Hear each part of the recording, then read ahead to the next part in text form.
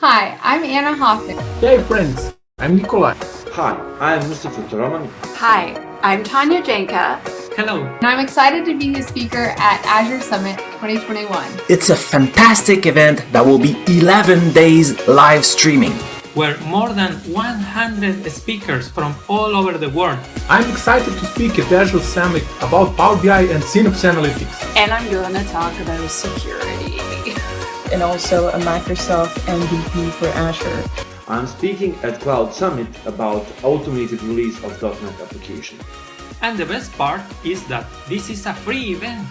Come join me live at Learn TV on September 17th. Come join me live on Learn TV on September 14th. Come join me on Learn TV on the 14th of September this year. A bunch of other Microsoft and community speakers. So if you want to learn how to secure Azure, come to my talk. Join us, it will be a lot of fun. See you there. See you there. See you there. See you there.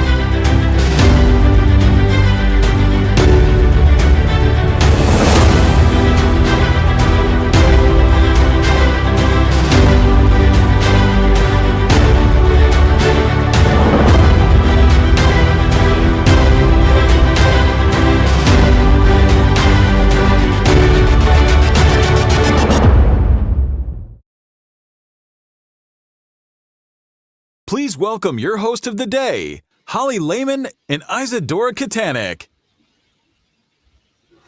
Hi everyone, hello world, good morning, good afternoon, good evening, goede avond, dobroveče, buonasera, susandia, from wherever in the world you are watching, listening, tuning in from. We're very excited to be here today to welcome you at the Cloud Summit 2021. So my name is Isidora Katanic. I'm a Microsoft MVP based in the beautiful country, Switzerland. And today I'm very happy to be your hostess, but of course I will not be doing this on my own. I have a fantastic co-pilot with me. So let's fly over to Seattle, USA to welcome Holly Lehman. Holly, say hi. Hi to everybody. I am beyond humbled. I have goosebumps. This is so exciting. Cloud Summit 2021. My name is Holly Lehman. I am based in Seattle, Washington. I was formerly a program manager on Azure, which is how I got the privilege of being looped in. But as of today, I am a product marketing manager for Microsoft Teams. So it is wonderful to have everybody joining today's session. Great. So want to tell us more about the code of conduct for today, Holly? Absolutely. So far from the things that I'm seeing in the comments, you guys are spot on already. We want to make sure that this summit is inclusive, kind, respectful, being that we're going to be learning a lot of different Azure topics. We all have different thoughts, feelings, and ideas of how these all come together. So just remember to be kind, compassionate, and respectful over the next 11 days of live streaming information on Azure. So now you're probably wondering, what are we going to be talking about? Well, thanks to Simon and team, we all know the most important things that are top of mind for you. And in 11 days, we're going to be able to cover all of it. Best practices, migration, Power BI, ways to automate your environment in a safe, secure, and compliant manner. That's not all. We get one full day dedicated to our students track on September 19th, where we get all these fresh young minds that are going to share what they're learning with all of you. And I know you're already thinking, 11 days of nonstop information, but I'm going to need a break. Don't worry, that's covered as well. We're going to have 30-minute breaks so that you can get a snack, take a breather, think about what you've learned throughout the day, and then come back refreshed, ready for more content. What I love about Microsoft events and events all over the world, such as this Azure Cloud Summit 2021, is the opportunity to engage with our speakers. How cool is it that Simon and team thought about a 5-minute Q&A with every single session? Yeah, you get the opportunity to give your questions live and work with the people that are providing the content for you. Now, we're all busy. We all have jobs and things that we're doing. So you're probably wondering, well, what if I miss a session? Don't worry, they've got you covered. The sessions will be on the Cloud Summit 2021 website, and some sessions are even going to be on Learn TV. How cool is that? And everybody, guess what? I have my own session as well. If you want to learn about how to manage your career and take your passions and integrate it into your day job, come join me. I'm excited to share my thoughts with you. And lastly, Izzy, if you want to hand it over for some cool stats and data, because we know that everybody on the call likes to hear about that. Yeah, so thank you. You already shared a lot of information with us. So just to go back, as you said, Microsoft Learn TV, thank you so much for having us here for the welcome notes. And of course, also want to highlight C# Corner, who is the organizer of this event, which we can maybe even call one of the biggest cloud events of this year. So if you haven't heard of C# Corner before, it's a global community for developers, students, IT professionals, basically for anybody around the world who is looking to learn more through blogs, webinars, events, or also like now today with, of course, the Cloud Summit, which has kicked off with over 60,000 registrations worldwide. I mean, that's really, really impressive. So a big welcome to everybody, of course. Then maybe quickly, Holly, there are also a lot of people involved in organizing this event. Do you want to highlight our community star speakers? Just briefly tell us a bit more. Well, when we think about inclusivity, now more than ever, this is a worldwide event, and we couldn't do it without the C# team, our MVPs that have joined today's call, our partners that have made this happen for everybody. I mean, look at just the opening recording. It was beautiful. It was impactful. And so it takes a lot of different hands. So for everybody, the students that are going to be presenting, the Azure community that's come together, the MVP rock stars, and the C# team, we want to say thank you to each one of you for making this happen. And of course, I have to do a shout out to Microsoft Learn TV as well. It's such an honor to have these sessions provided on that content. Yeah, and of course, with many of us working from home, streaming from home, presenting the sessions from home, I quickly want to highlight the Home Office Award, which we have recently launched. We collected over 100 photos worldwide of home offices from people just like you who had to pivot suddenly to a home office experience. So please navigate yourself to my website, isidorakatanic.com, to get more inspiration. And of course, mostly to vote, because we are going to have a winner. And speaking of winners, the Cloud Summit also has its own contest going on throughout the 11 days of the event. So to speak quickly about the first contest, that's basically the Q&A. So don't be shy. Feel free to ask your questions during the sessions, after the sessions, in the chat. Reach out, whatever you would like to know. And at the end of each day, the organizers will select a winner from the people who ask questions, and will be sending swag and prizes. Then, of course, we also have social media contests going on. Make sure you tag us on Twitter, on LinkedIn at Cloud Summit Live, and that you use hashtag Cloud Summit. Now, all you need to do is just be creative. Take a selfie, take a photo, a video, your pet, maybe your breakfast, your lunch, your dinner.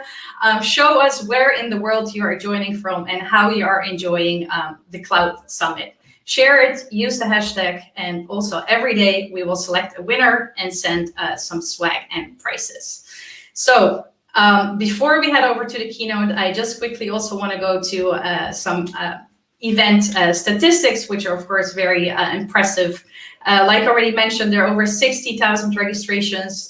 There are 150 speakers from all over the world who are going to present 120 sessions in 11 days of live streaming, covering all time zones and all levels. So we really have a lot going on. Is there anything else, Holly, you would like to share before we start getting over to the keynotes? I just want to say thank you for including us in this incredible, inspiring event. Isidora and I are beyond impressed with all the work that's come into this. And I just want to say thank you. I hope everybody that's on the call from all over the world absolutely enjoys the information you're about to hear, the presenters that are coming to you with information that I know you've been asking for, and a huge thank you and a warm welcome to everybody. So that being said, Izzy, anything else on your end before we get to the meat? I would say let's go. Let's get the keynote going, and I wish everybody lots of fun, lots of learning. I truly hope that you will have so many sessions to choose from in 11 days. So yeah, covering different time zones, so you can be before work, after work, during work, weekend, weekdays, whatever suits you best. There will be content, and as Holly mentioned, all the sessions will be recorded as well. So shall we get going? That said, don't forget to connect with Izzy and I as well, because we're getting ready to go back live with our video series, Head in the Cloud, Heart in the Community. We hope to see all of you joining us there as well. That said, I am very excited to introduce our keynote speaker, one of the most impressive MVPs that we know, live and loud and ready to talk about Azure. Welcome, Magnus. Take over the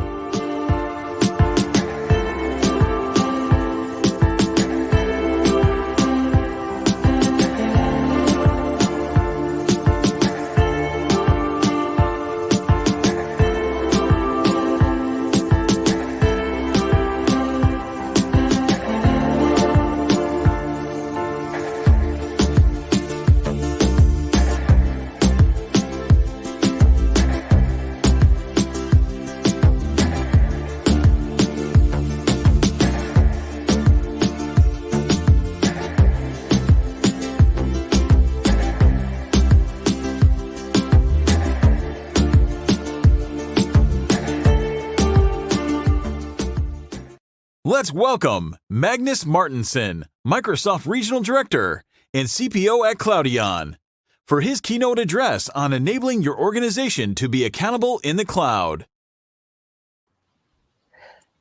Hello. Hi there. Hello, Magnus. How are you guys doing? We're doing very well. Are you ready to take the stage and teach us all the things you know about Azure? Wow, all the things. Give me about those 11 days, and then we can talk. But yeah, for the next half hour, I'm ready. Perfect. Perfect, Magnus. Yeah, so we're very excited to listen and to watch your keynote. Yeah, so before we get going, I've been seeing you've been growing some chili. Is that right? A little bit, just a tiny bit. There may be a slide image of a chili later. Okay. So you're gonna spice up the event. I'm gonna do that. All right. Then if Holly's also ready, then I would say, Magnus, the stage is all yours, and have fun. Have a wonderful summit. Thanks, you guys. All right. Welcome, everyone, to learn about how to engage your organization to be and feel more accountable when using the cloud. So I really cannot tell you how happy I am to be giving this keynote, how happy I am to be one of the people that kind of jumped on that cloud bandwagon back in the day when things just got started with the cloud. That we thought it would be something, but we didn't really know. And now, as we can clearly see, clouds are just everywhere on the entire globe. The issue, though, is that I'm giving this remotely. This is a virtual conference, and we're all painfully aware that recently we have grown apart or not been able to travel to each other around this beautiful planet of ours. So we have to stay remotely and do these virtual conferences for a while still. I really wish, however, that you could come home to my place, come to Sweden, to Malmö, where I live, where you would walk in through the gate. There's a little latch that you open, and you would walk in through the gate into my home and into my yard. And knowing me, there'll probably be, you'll stumble across the chili plant right there and get into my yard, and you'll have, maybe sit down and we'll have a bite, because there's probably something cooking on my big red Kamado. And then once we're done with food and all, we could all go back, maybe go into my study. This is I should enter this in the contest, by the way. This is my own pandemic home office where I have been kind of cooped away for a long time now. And there we could maybe sit down together and just have a cup of, I don't know, coffee, tea, if that's your preference, some other beverage perhaps. And we could get to know each other and really talk and have a nice mind share together. And then topics that might come up is that we might talk about the clouds that we see in this landscape. And sometimes I feel very much like this gentleman here in my favorite painting. It is the traveler above the sea of clouds. So you can imagine why I like this painting. And it kind of reminds me of me as well, standing there, kind of surveying the landscape shrouded in various clouds. The things that I see out there are, of course, some beautiful clouds, large, fluffy, white, kind of like a big hug that you just want to squeeze. And then I also see, of course, unfortunately, some kind of gray and shady clouds, maybe even going towards almost black, thunderous, ominous clouds. And those are kind of some of the clouds that I want to talk to you about today. 3 of those storm clouds that I see out there have to do with various things that I know that my customers are not doing very well. The things that I help them with on a daily basis. As a consultant, as a tech expert, as a cloud enthusiast, I help them get going on their journey into the clouds. I get them going down the road. I give them maybe a map and a compass and a little knapsack for a bite to eat. And I enable them. So we're going to talk about the first steps into the cloud with enablement. The second part we're going to talk about is we're also going to discover what happens once you get there. Once you are in your journey, you live in the clouds, you're walking this landscape and there's clouds all around you. At that point, you have to know how to take care of yourself, how to take care of the things that you bring with you into the clouds, which technically would be your applications and things like that. So you need to understand about governance. And once you have both the enablement and the governance going, what is going to happen is that you are going to come to a place where your organization, the people you work with and work for, can start to feel accountable for your journey and for your destination. So in true Venn diagram form, we have the enablement and the governance piece is kind of propping up, if you will, the accountability. That is where you want to go once you feel that you have these other things in order. And all of these things will interact and overlap with each other very much. So let's start with the enablement. And why not start with our favorite character? It looks like you're migrating to the cloud. Would you like some help with that? So how do you start if you don't know where to start? Planning, as they say, is everything. But following a plan is useless because you don't know where you're going and you don't know enough to know that you're starting in the right way. I've had an encounter once with an IT manager. So imagine this. You're sitting down, maybe the CIO of a company, and you're planning this new beautiful cloud strategy that you have. You're going to the cloud now. You're going to have some fun with the cloud, and you're going to learn so many things on this journey, and it's so exciting. It's going to be new IT. Everything is cool. You pull together the entire company for this huge presentation that you're making, this town hall of the company, and everyone's there. Sitting on the front bench are the managers, and among them sits the IT manager. And he kind of looks like this. So when you start presenting the cloud thing, he just becomes more and more dark and angry. And then suddenly he just stands up and rage quits and leaves the room in the middle of your presentation. Imagine the horror inside of the organization who don't know which leader to turn to. I can tell you for certain that this has happened. I've been there when that happened, and it wasn't a pretty sight. So in order to get things started correctly, if you don't know where to go and how to stand and what to do, you can take a look at the Microsoft Cloud Adoption Framework for Azure. While that sounds like a commercial plug, why I like this framework, it is that because it's very, very comprehensive. And in little text down here, it says it's 694 text document files and about 2,000 images. So there's a lot of information inside of this framework. It gives you this plan on how to proceed. You start with your strategy, you do your planning, and you get ready for your migration and all. And then finally, you get to start using Azure once you kind of have your basic plan.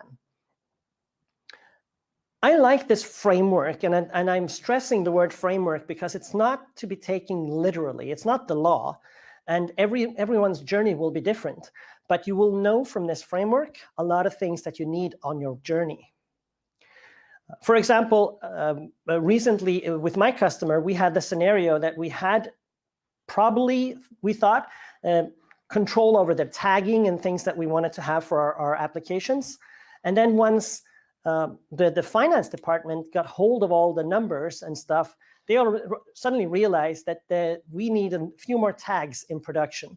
So we kind of had to go into production and put on little stickers on all the Azure resources to satisfy their need for more information. So the only thing to take away from that is that your plan will change. You don't know enough when you start out, so be ready to modify your plan and adapt. Now, once you want to give access to Azure, how do you do it? It's actually more complicated than you know, because you can do it easily and incorrectly, or you can do it responsibly, but then it won't be easy. So this is a challenge that everyone will feel, and kind of you just want to protect, you just want to block, and be mindful that you let your people into the world of cloud in a positive way. So what you need to learn to do is release a little bit of control and give people access and allow them to do their work, do their thing with the cloud, and kind of step back. And it's difficult because what you also need to do at the same time is offer some guidance, offer some tools and some help along the way. Because if you just give access, it's going to look something like this for you.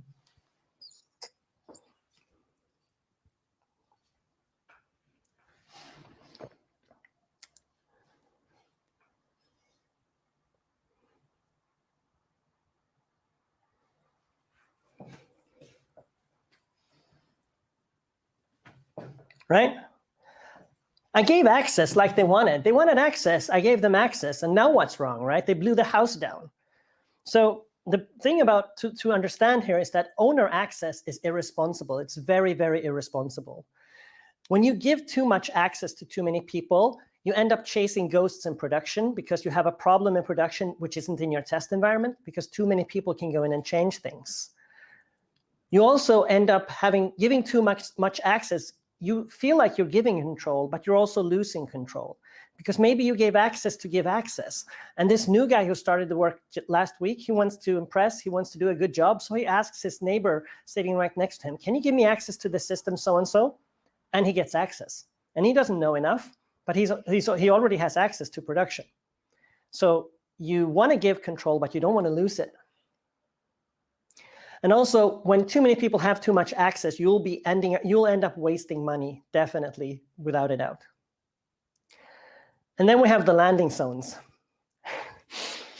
I kind of have to bite my tongue when I talk about the landing zones because the landing zones are awesome. It's a fine piece of technology. We're definitely not going to dig into this in detail. All the things you need for your Azure subscription, also known as sometimes as a landing zone, to enable all the configurations, network watchers, cost management, everything should be there. And that's great. That's absolutely great. But I have listened to a lot of people request for me to have a landing zone. And I've asked them in return, what are your requirements? What are you trying to do? The only thing they're interested in really is the application in the middle. They could care less about the subscription, but they understand they should ask for a landing zone. They understand they should ask for a subscription. The problem with this scenario is that when you have 500 Azure subscriptions, you know what you get? Well, you get 500 Azure subscriptions. It doesn't give you or provide you with any additional value at all to have. You could run an enterprise on one subscription. I've seen it. Maybe they needed some improvements here and there, but they've done it. And you could run it with 500 subscription. It doesn't make a difference. A subscription is not anything except for a tool. It's a pretty good tool. I like the tool, but it's all about how you use it. It doesn't tell you, because you have a landing zone, how to get access to your application. Nothing of that is in there. So my takeaway from the whole starting part of enablement is this. When you're building something new, it is easy. It's easy to start fresh. It's green, it's nice. But if you want to build something that lasts, it can be very hard. So you will learn along the way and become maybe a good leader who can guide the new people on the cloud how to really get going and do as well as possible. And then you start deploying applications to the cloud. And now we need to talk about governance. So here is a scenario. It's a real scenario from a real customer. Basically, I had to scrub the name here, right? But the thing is, this is similar with every customer that I work with. And this is a picture of compliance, which is about 12%. So this company is 12% compliant. You would think they'd need to be a little bit more compliant than that. And to be very clear, this is a great business opportunity for you. If you could help someone get on the road of corporate compliance, then definitely try and do that, because that's going to be a lot of interest going forward. And Microsoft and other cloud vendors are definitely working really hard to ensure that companies, corporations can be compliant. So you could definitely work with that. Now, my plan or my way to get compliance is that you need to always make sure that you always are compliant by design. So you are always compliant by design, okay? Always. So how do you do that? Well, personally, I work as the CPO of Cloudion, and that's part of Devo team. And we are building on compliance as a service. So I'm pretty proud of that, because this is my job we're talking about now. So indulge me a little bit, right? We are building a catalog of compliant components which are compliant by design. So any of our customers could deploy them and they should be compliant. But that doesn't cut it. That doesn't enough, because compliance always moves. It's the only thing we know for certain about compliance is that it will change. So we're offering with a software assurance in this case, so that we will move compliance with compliance as it moves. So we get this whole catalog of things that we can deploy. And I think that's pretty fun to work with, and I enjoy it a lot. And seriously, I didn't really want to plug it, but if you can look this up in the Cloud Adoption Framework, they're suggesting that you should be building a reusable component library. It's really in there. Actually, go look it up yourselves. Now, for monitoring, once you're governing things, once you have enabled people to deploy and become somewhat compliant with their deployments, you also need to monitor their stuff. So I think the Taylor put it best when he said, "Did you measure twice, then cut?" Which means you have to measure twice as much as you'll be cutting, right? So that you know that you have the right measurements in place before you actually make the change. And recently, a customer of mine, an old customer, he rang me up and he said, "Magnus, we have a problem. So our customers are dissatisfied. They're saying that the API is slow." I'm like, "When you say slow, how slow do you mean? You know, what is slow to you?" And he's like, I can feel him scraping his foot. He's like, "Oh, crap," right? He asked. He didn't know. That's the problem. He really didn't know because he didn't measure enough to know. So effectively, he was blind. What I want to call out here is that you have to measure, because when you are using a cloud platform, you are being measured. Every bit and byte and every compute minute comes back to your monthly bill in detail, in excruciating detail from your cloud vendor, right? You're going to get a bill and you're going to pay for it. So the response to them measuring you is that you also measure you. You have to measure your performance. You have to measure what you do. And it's really important, because that's the only way that you can know that you have satisfied users and you're consuming a reasonable amount of resource at the same time. Otherwise, you'll either have dissatisfied users or you'll be paying for too much. It's that simple. It's one or the other. So the Acme CTO that I once knew, I had to change that name completely. He turned off for a while the auto scaling on the web front ends because they had a performance issue. And while diagnosing a performance issue, actually in production partly, they had to turn off auto scaling. And I advised him that this could turn expensive. And he was like, 5 months later, still burning money. They had an enterprise agreement, which was supposed to be 12 months. And after 7 months, they had burned through the enterprise agreement and spent about $1 million. So it was not a pretty picture, let me put it that way. So you have to measure. What's the worst thing that can happen to your application? Think about it. Once you have an application going, it's in production, what's the worst thing that can happen to it? It's that it becomes successful. Why is that the worst thing? Well, you see, you didn't build it for that. you build it for a reasonable success. You didn't build it for huge success. Now you're a roaring internet phenomenon, and you're missing a business opportunity because you can't service all the customers that want to buy from you. That would be a shame. So I advise everyone to invest in something called the Azure Monitor. And now I'm sounding like an Azure salesman again, but seriously, what Microsoft had built into the platform is this sort of unified solution for monitoring, which helps you monitor all your things in just one place, right? And it's really important to look into that, because I have many enterprise customers that have their own monitoring system, their different systems, so-and-so, and they're even logging to a file somewhere and doing various things, logging to a database and what have you.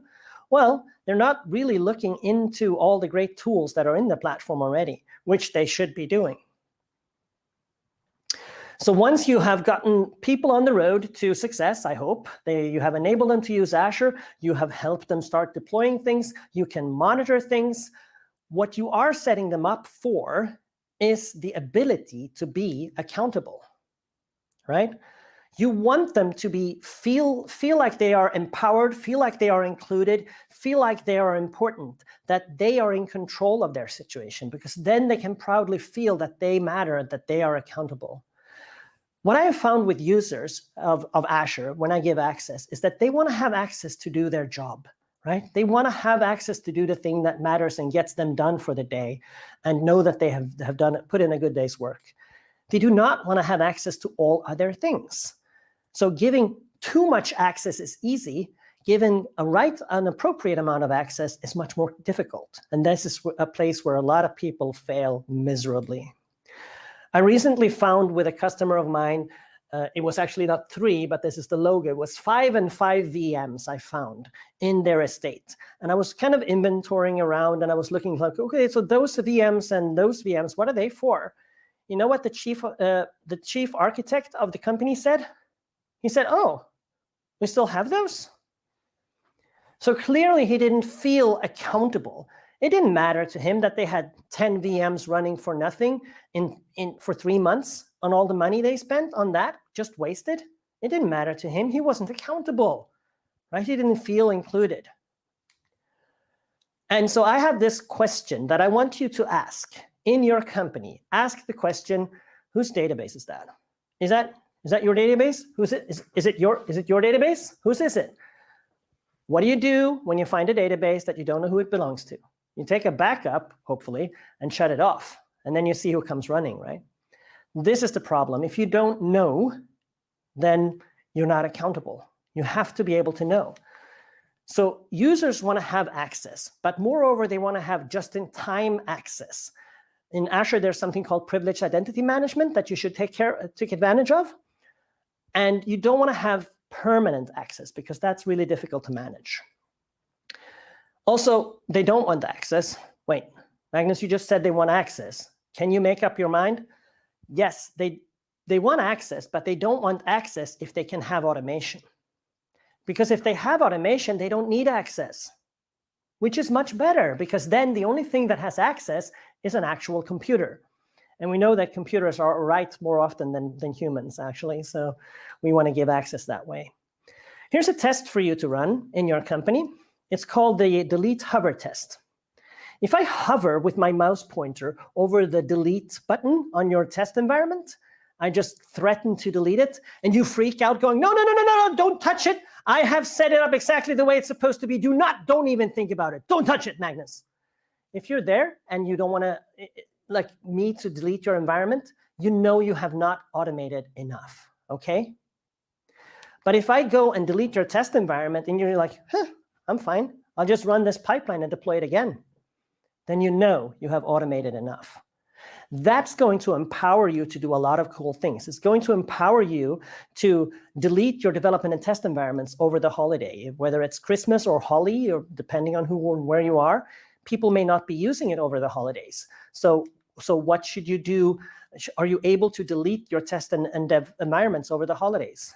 Well, if you are, then can you delete them over the weekend? And if you can do that, can you delete them overnight? And if you can do that, can you launch any test for just one day? Yeah, you can. You can just set up a full test environment for just one day and then delete it again. That's pretty cool. That's pretty epic. Final thoughts. Cloud Center of Excellence is probably something you have heard about.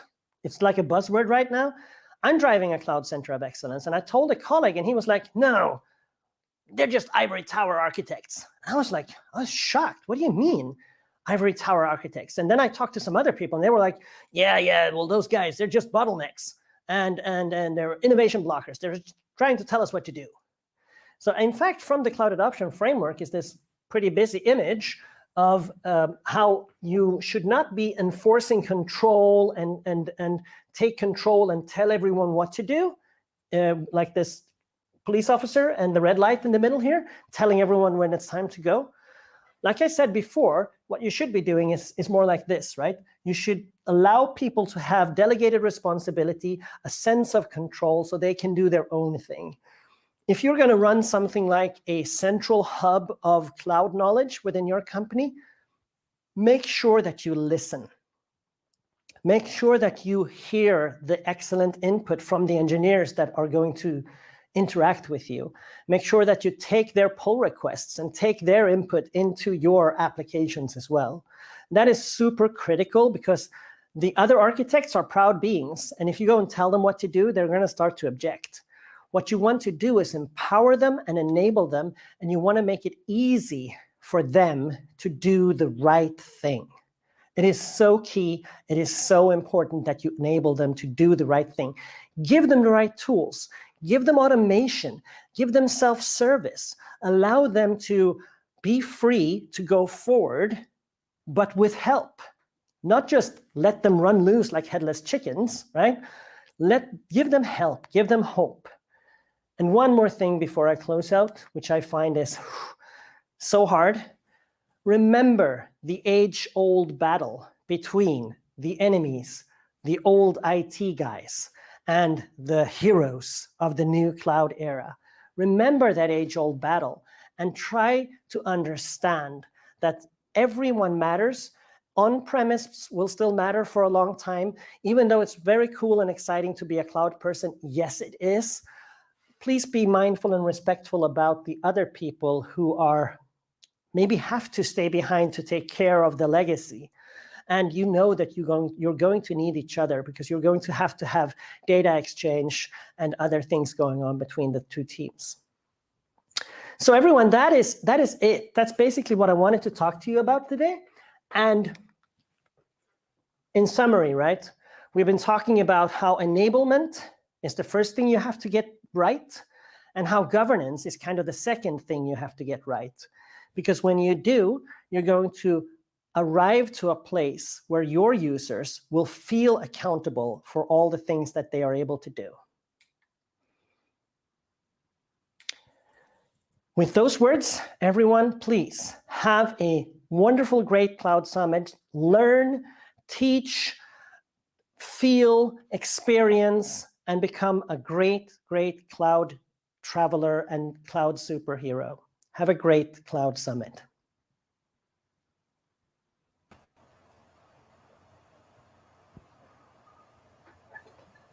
Hey, everybody. Hey, Magnus. Hey, Dave, my man. How's it going? It's all right, Dave. It's all right. How are you going? Okay. I just joined real quick because, Simon says you need help, filling in 5 minutes. So I know, right? I definitely need your help all the time. How's it going? It's very nice, man. I really I am aching. I don't know about you, but I am aching to travel again, travel to maybe like India, where you and I have traveled together before, and to meet up with all of our friends there, right? Yeah, me too. I really miss all of our, friends and followers in India, and I really miss the C# Corner conference. It's one of my favorite conferences to go to. Because not only is it really big, and I get to go to India, and I get to, be a tourist for a little bit, but I just really like the developers there and how warm and welcoming they are, and how thirsty they are for knowledge, right? I'm super excited about this huge cloud summit, though. I mean, I should have had a presentation more, but I guess this input would suffice this time. Yeah. So I was watching you do the keynote, and I'm gonna send you a link to the hair conditioner that I use. What? you've really kind of let it grow a little bit. Yeah, a little bit. Yeah, I need a haircut. There's actually been a lot of pandemic hairstyles right now, right? People have not been going to the hairdresser enough. Yeah. I was lucky that all through the pandemic I could go to my hairdresser because she trusts me, with the COVID protocols and everything. And so, how's the pandemic going in Sweden? I mean, it's rolling. We're doing okay. We are lightening the restrictions now. A lot of people have had the vaccinations. I'm not scared at all for our beautiful countries, right? I mean, many countries are beautiful, but we are fortunate to have a steady flow of vaccines, and people are trusting the government enough to take them. We have some other countries where that is not the case. Either the government trust is kind of low in the population, or they don't really have access to the vaccines. So I see it's still, unfortunately, going to be a long while with this virus, and it's kind of a bummer to talk about, but it's a reality. And I feel that we are comparatively lucky that working with cloud is actually working remote by design, because the cloud is by design somewhere else, right? So it's really enabled to work to allow you to be remote. And I think that's so important. And I think it's made our life a lot easier, because all of those requirements that were artificial to be in office and work with the team and work together in a physical space, they were just washed away when this cloud thing happened, pandemic thing happened. And then we as cloud specialists were able to just go home and work, and it's not a big problem, right? Right. I was really thankful, during, especially the initial pandemic part where everything was shutting down, when, California was one of the first states to shut down in the United States. And, I was very, very thankful that I have the job that I do, that allows me to work from home. And I was working from home anyway, before the, pandemic hit. But I wrote 2 articles for C# Corner last year about some things I hope that, the pandemic will show us. And one of the, the first article was, I hope that, more companies will embrace remote work, right? Because and flexibility, at least, right? Because what is the point of commuting every day? Work a few days from home and then commute maybe a few days to have some meetings in face-to-face, and maybe go for an after work and other things that you might want to be doing while you physically are meeting up, right? After work remotely via Zoom, I've done a lot of those, but it's not the same, really. You want to physically meet people as well. But the ability to be maybe more flexible, right, David? With work. Yeah. I just, going back to conferences real quick, because Simon's getting upset at us because we're talking too much. But I hope, I really do miss the networking part of being together, especially at conferences and, virtual hug, man, virtual hug. Virtual hug. So, and I did want to get on you about the pictures you post on Facebook, because you're making me really jealous about, you have a garden and you're cooking outside, and, so we can't get into that because, I've got to pass it on to the next guest. But Simon says we got to go. Simon says we got to do what Simon says. So, the next speaker is Sarah Lean. She's a senior cloud advocate for Microsoft, and she's going to be talking about introducing Azure to your environment. And, I'm going to pass it to Sarah. And Sarah, after the session, can you come to Southern California? Because we need to kick Southern California in the butt about getting on Azure.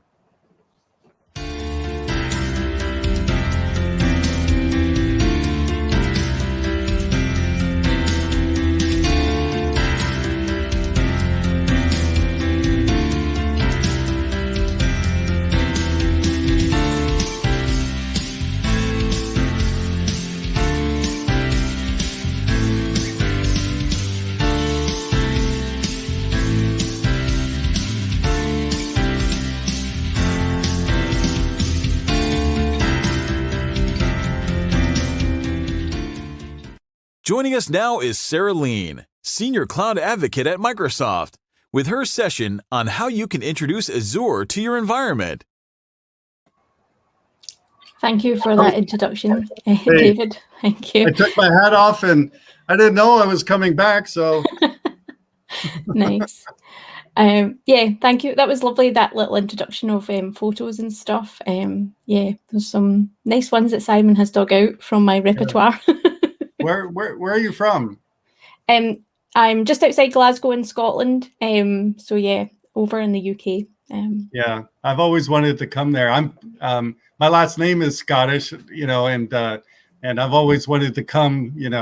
I have this weird thing for bagpipes. I think it's because of my Scottish heritage or something like that. But I've always wanted to come there, not only to speak, but to kind of see where my ancestors are from. So I can't wait for your session. So I'm really looking forward to it.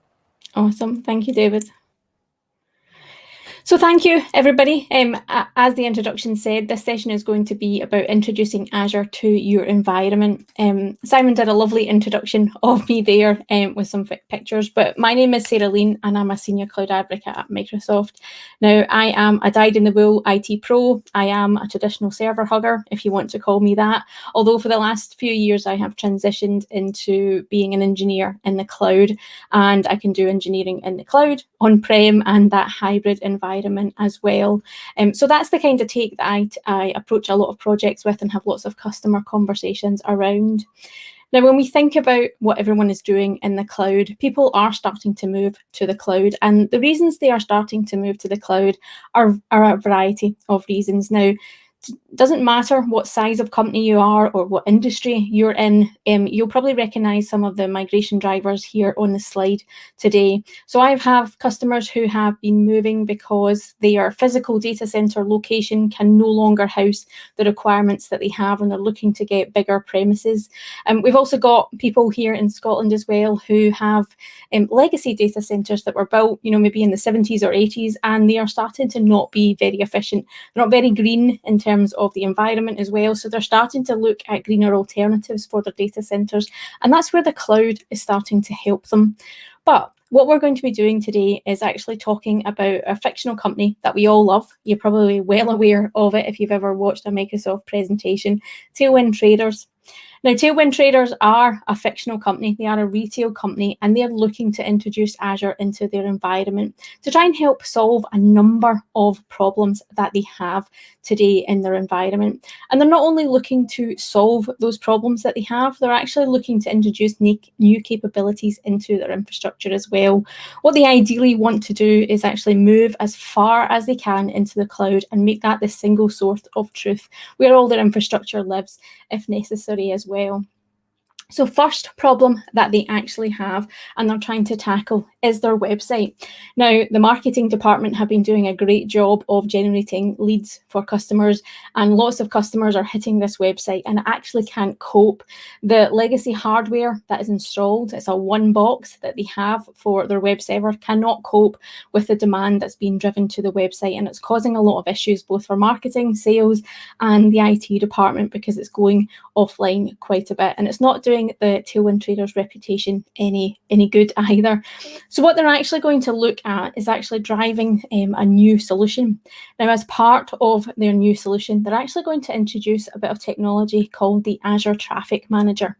Now, the Azure Traffic Manager is a DNS-based load balancer, which might seem like an odd choice to replace their web server, but if you have a think about it, what they're actually going to be doing is introducing new capabilities to solve this legacy problem that they have.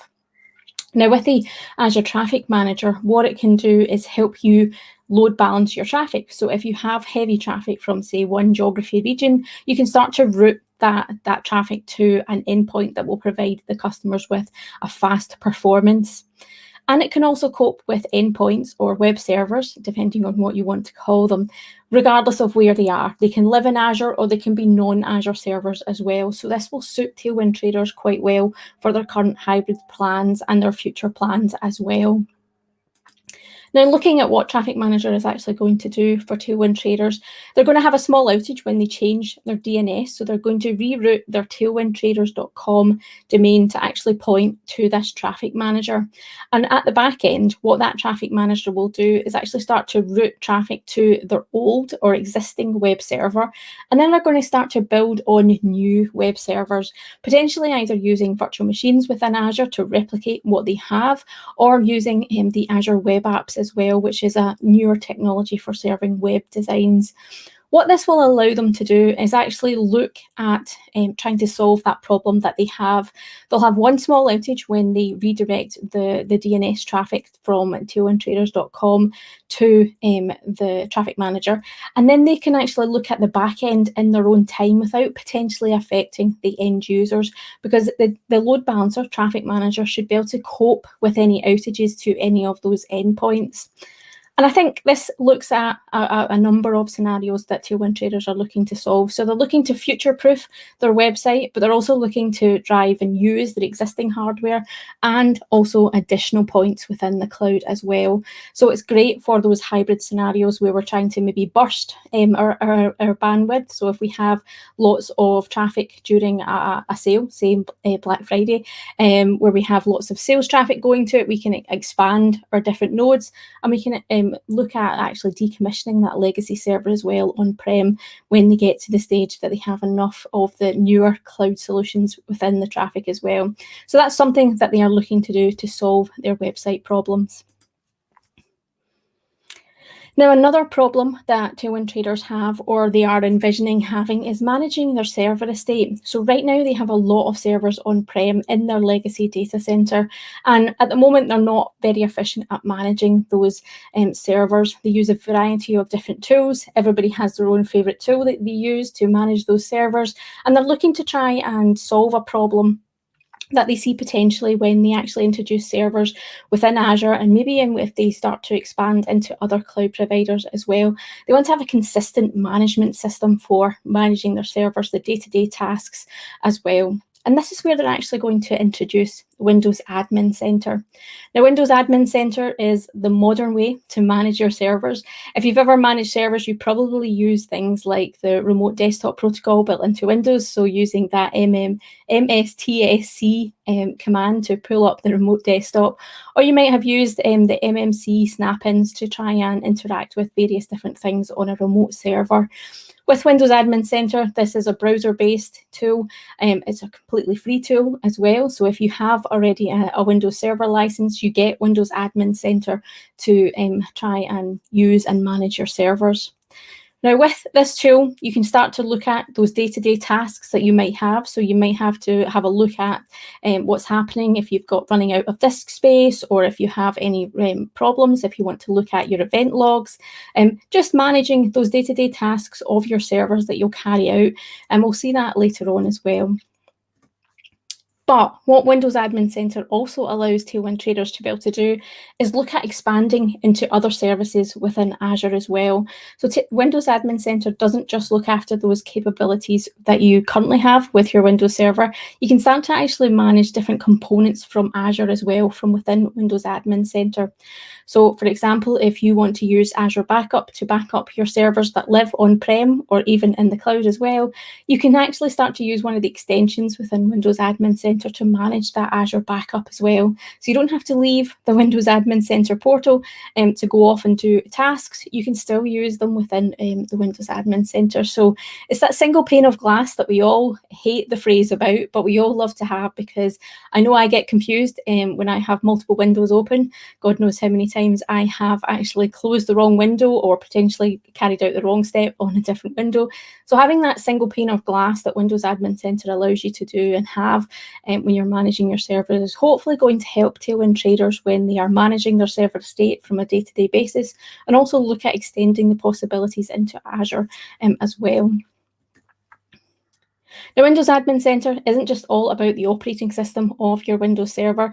There is actually capabilities thanks to other Windows partners such as Dell or HPE or Fujitsu or Lenovo, and actually looking at the hardware. So for those hardware servers that you have, those physical servers that you're still managing in your legacy data centers, you'll have some control over them as well. So you don't have to go down to the data center, log on to the physical server and have a look at some of the hardware components. You can do some of that monitoring and management from within Windows Admin Center as well.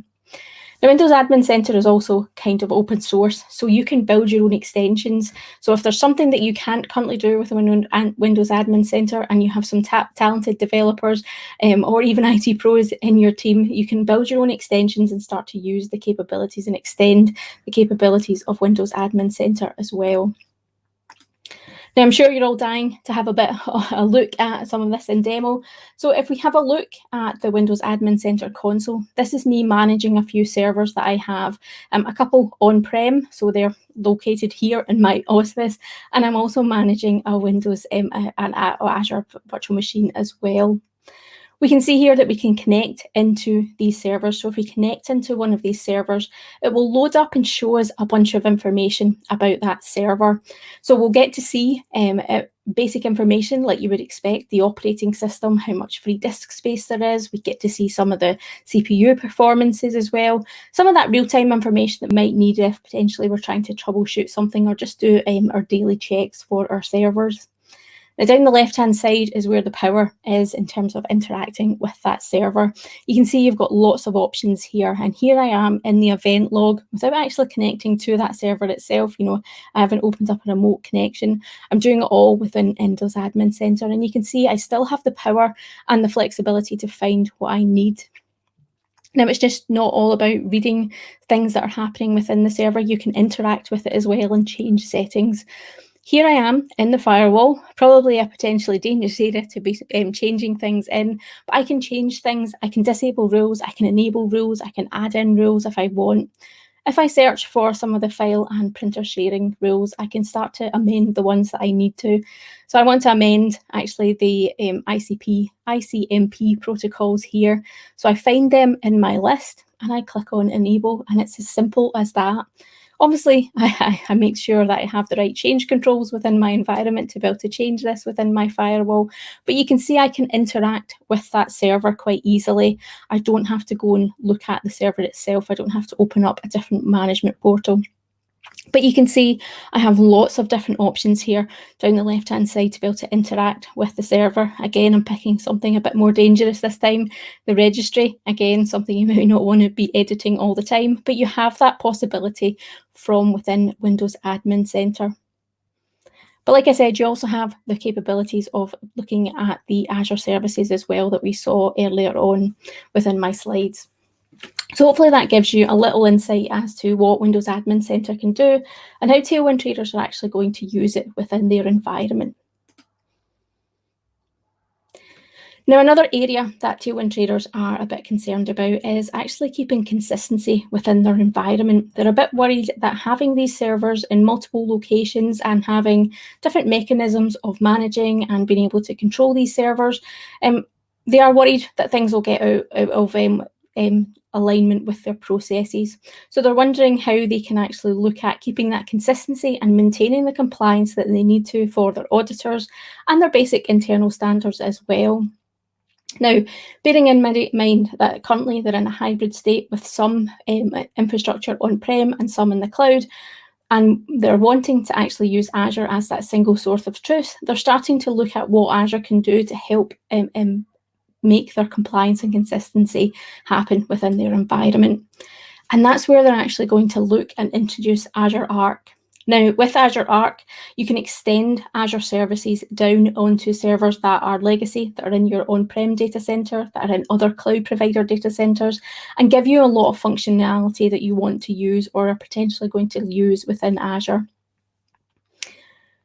Now, with Azure Arc, you can use the agent to install onto servers that are Windows servers, that are Ubuntu servers, that live inside your own data center that maybe live in AWS or other cloud providers, and it will give you the ability to have access to these other services. And this is where Tier 1 traders see the possibility and see the potential for having Azure Arc enabled servers. They can use things like Azure Policy to actually start to control what's happening within their environment, make sure they are introducing that consistency, even if it's just something as simple as making sure the server names are compliant or the ports that are open on the firewalls and things like that are all consistent across all of the servers, regardless of where the server lives. Also, things like change tracking and inventory tracking as well, that can help them with their management of what's happening, maybe track licenses across their servers. Update management is a great tool for patching your servers, and we'll see more about that later on in the presentation. But you can turn on these additional services that are living within Azure and utilize them on your on-prem servers. And you don't have to use them all at once. So if you're like Tier 1 traders and you're just stepping into your cloud journey, you can start to enable the ones that you want, and then later on enable more ones as you get more mature or you find more uses for the technology within your environment. Now, Azure Arc extends across a bunch of services. So you have things like just your server management, you have Kubernetes, but we also have the Azure Arc enabled SQL servers. And we can benefit by having the Azure Arc agent installed on your SQL servers to look at things like governance, again, security on your SQL server, and just managing everything around what happens and what goes within your SQL servers. I want to show you a quick demo of what Azure Arc looks like in the portal when you actually start to enable it. So here we are in the Azure Arc blade within Microsoft Azure portal. And you can see I have two servers here. I have one that's the server and I have one that's the SQL server. It's both the same one. With this Azure Arc server agent, we can get some information around the server. We can see what extensions have been extended onto this server and enable some of the features within Azure. We can see a bunch of information as well around what's happening with that server. And we have control over using the change tracking. We have logs, we have insights. You can see there's a lot of possibilities that can be extended. If we look at what happens when you install it on a SQL server, we can see a bit more about what's happening inside that SQL server version. We can see the version of SQL, we can see the collation of that SQL server, and we can start to, again, like I said, monitor what's happening with your SQL server, have a look at securities, have a look at vulnerabilities, maybe if there's any SQL best practices that you could enable to have a look at in terms of what's happening within your SQL server database. So if you don't have a dedicated database administrator, you can use some of the best practices that has the Microsoft have built in and actually use that to enable services within your SQL server as well. So you can see the possibilities of Azure Arc are quite extended as well. Now, one of the other challenges that Tier 1 traders have, and I think a lot of organizations have, I know I even have it here in my home office with the multiple devices that I have in the home lab that I have, is keeping your servers up to date, making sure that your operating systems have the latest and greatest patches on them. Now, this isn't just because you want to keep up to date. It's actually for a very good reason, because if you don't close off potentially any security vectors within your servers, attackers can get into your system, and nobody wants any of that. At the moment, Tier 1 traders use WSUS, so the Windows update service that they have been using for several years, but that doesn't allow them really any capabilities for managing servers out of their on-prem environment. And they're starting to look at how they can think about supporting some of their Linux servers that they have as well. And this is where they're going to use Azure Update Management for their environment. With Azure Update Management, which is a free tool within Azure, so you can use it free of charge, and I do here at my home lab because it's free, and us Scottish people always like a bargain. But what Azure Update Management allows you to do is actually patch your Windows and Linux servers regardless of where they live. They can live in Azure, they can live on-prem, they can live in other cloud providers.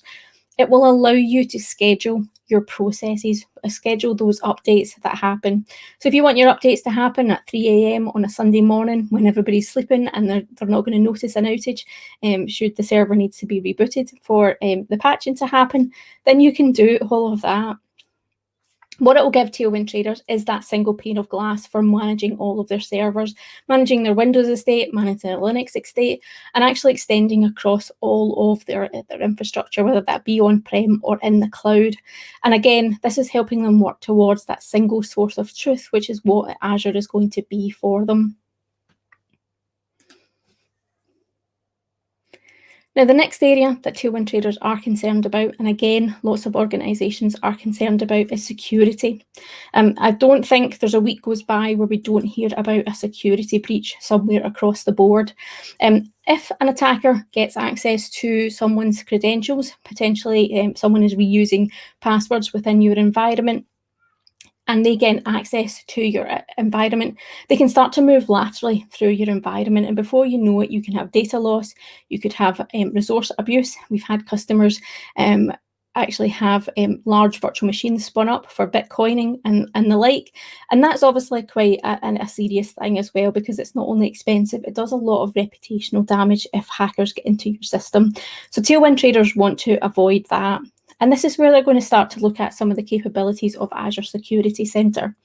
Azure Security Center isn't just for your Azure virtual machines or even your Azure resources. It can be extended to servers, to cloud native workloads, your databases, raw storage, wherever that may be as well. And that's something that they want to have a look at. Now, Tailwind traders are not security experts at the moment. And what they're excited to use, actually, and what I love, one of my features that I love about the Azure Security Center is the Secure Score.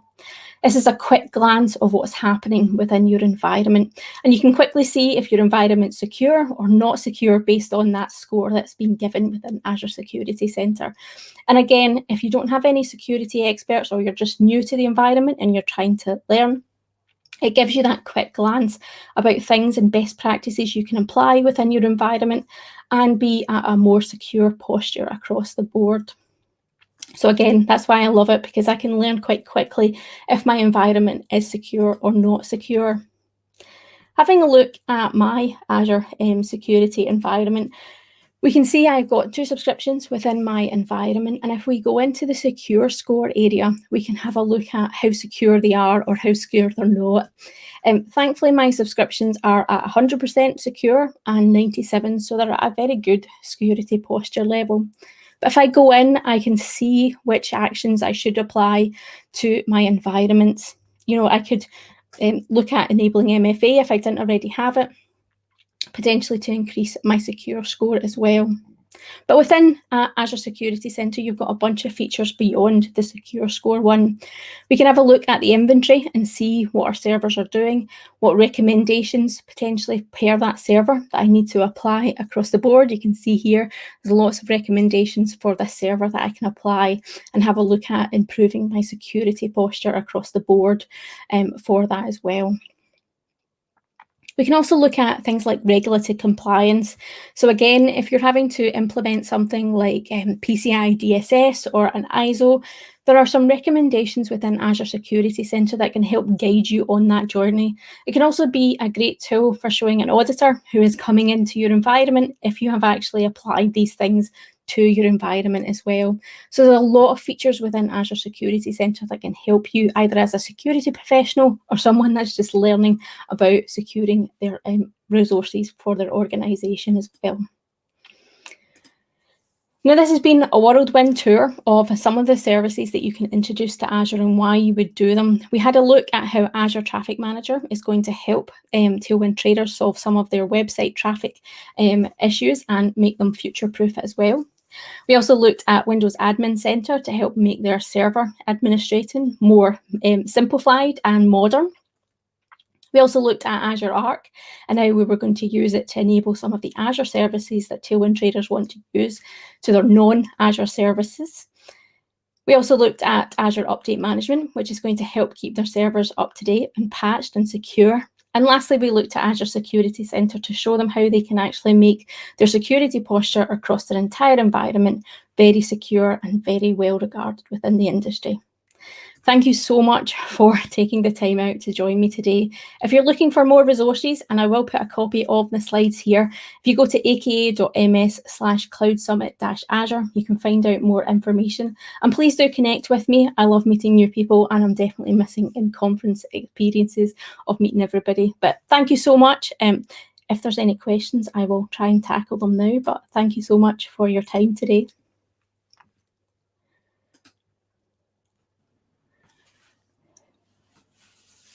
All right, Sarah, that was an absolutely amazing session. I think you just took an example of an organization and then you covered the entire ecosystem, right? That one had to go through. You also shared some of the pitfalls people would face, and you also shared the solutions. That was an absolutely amazing session, power-packed.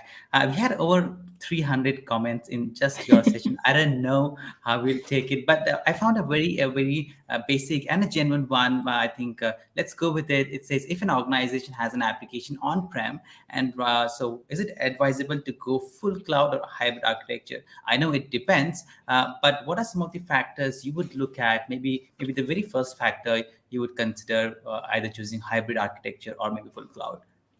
I think you probably have to tackle why you would want to move it to the cloud, Simon. I think understanding if it's running well within your legacy or your current environment, why would you want to move it? Is there a problem you're potentially trying to solve? If there is, like the Tailwind Traders example I said, their website was groaning under the traffic. If you have the same with that on-prem application, then potentially it is a great way to move it and a great migration driver.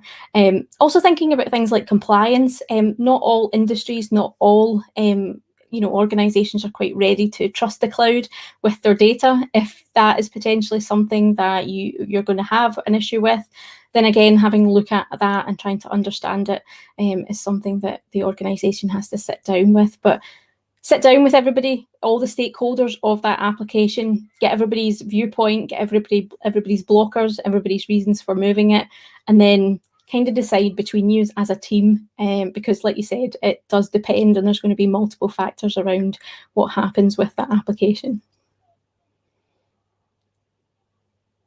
I wasn't on mute. That's absolutely amazing. I see the comments scrolling in. People really love your session. And I would just say, I'll repeat it again. It was very crisp and I personally loved it. And people who are going to watch it later on, once we put it on Channel 9 and on Azure Summit website, I think people would love to watch it again. So thank you so much, Sarah. Thank you so much for your time. Really appreciate it. We would love to have you back next year and other events that we do. Until then, take good care of yourself. And yeah, See you soon. Thank you. All right, with that, we move to our next session. That's by Frank. Frank is going to talk about Sparkle awesomeness in your projects with Azure Serverless Services. Frank works at Microsoft as the cloud advocate. Pretty fancy designation. I love the entire advocacy team, to be honest. So let's welcome our next guest, Frank.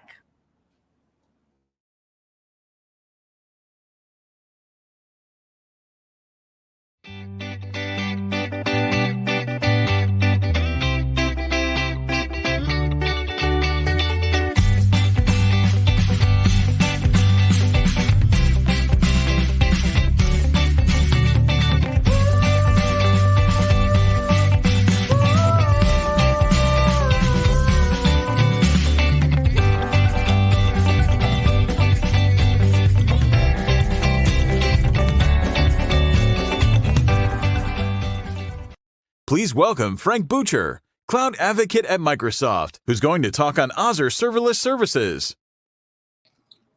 Hi, Hello. Frank. Welcome to the Cloud Summit 2021. Thank you. I was awesome that little video. I was surprised. Yeah, we have made it for all the speakers. Can you imagine? We have made it for all 150 speakers. So Frank, thank you so much for your time. I know we are only 1 minute in your session, but we're going to do chit chat towards the end. And for everyone who's watching, feel free to drop your question in the comments. I know there are a little too many, but we'll try to pick some of the question towards the end of the session. So Frank, next 25 minutes is all yours. I'm going to drop now. Everybody can see your screen and it's all you. Wonderful. So would it be wonderful if application could do things without us changing our code by themselves, waking and doing some processes? Well, in this session, I want to sparkle some imagination and showing how you could do that. Sparkle some awesomeness. It's in the title. I should use that word in your project. Would it be a new one or someone that already exists and how you could add more in it? Whoops, come on, voila. So today it's all about events. A blip over there, a buzz on the other place, and some action must happen, right? It's all like that. And we don't want to have to monitor everything. And serverless just came out and promised us to say, hey, you know what, like, you don't need to manage that big infrastructure and everything. And that's wonderful. My background is a developer. So when I heard serverless, I was thrilled. I yelled. I was very happy. No more server. Wonderful. Extraordinary. But you know what?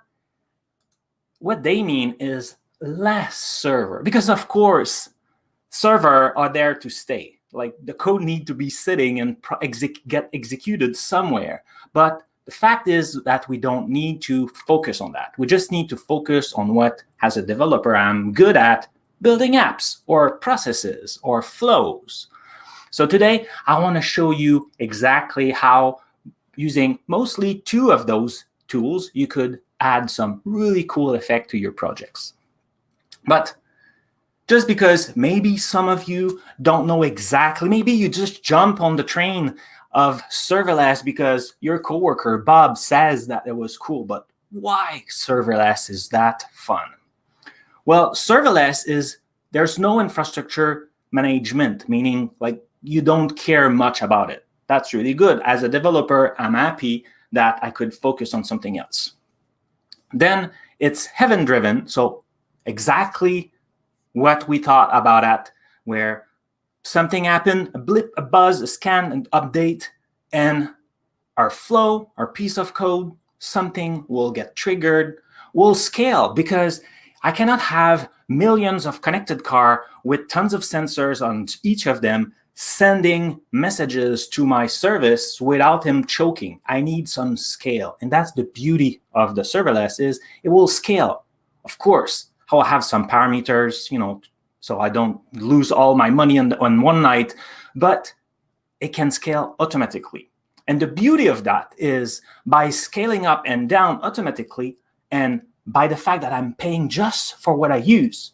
If, for example, a piece of code run for 1 second, it means, well, I'm paying for 1 second, not 1 minute or 1 hour, just 1 second. So you could really change your architecture of your project to make it very close to your demand. So that curve of demand, when it upscale and like the demand change, you could follow that very precisely. And that's really great. So of course, today we'll be focusing on two of those services, but there's plenty of them. And I just want to walk through quickly some of those. If you're interested to know more, learn more, there's a bunch of documentation on the documentation website of Microsoft. And all of those, of course, will run on Azure and other clouds, and even on-prem, and now with Arc, everywhere, just like was saying Sarah before me. So API management, it's wonderful when you have a bunch of API that you want to offer to your client to consume to build their app. You could put proxy security, scale them, package them, add security, and it's all hosted somewhere else. It will scale. Really, really useful.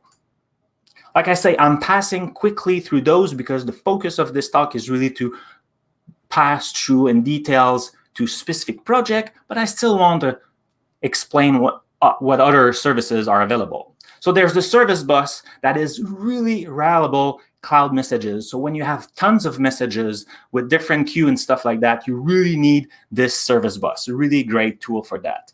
And of course, with all the sensor, when you have a lot, I was just talking about, you know, having an endpoint choking, you need the event grid to help you doing those kind of things.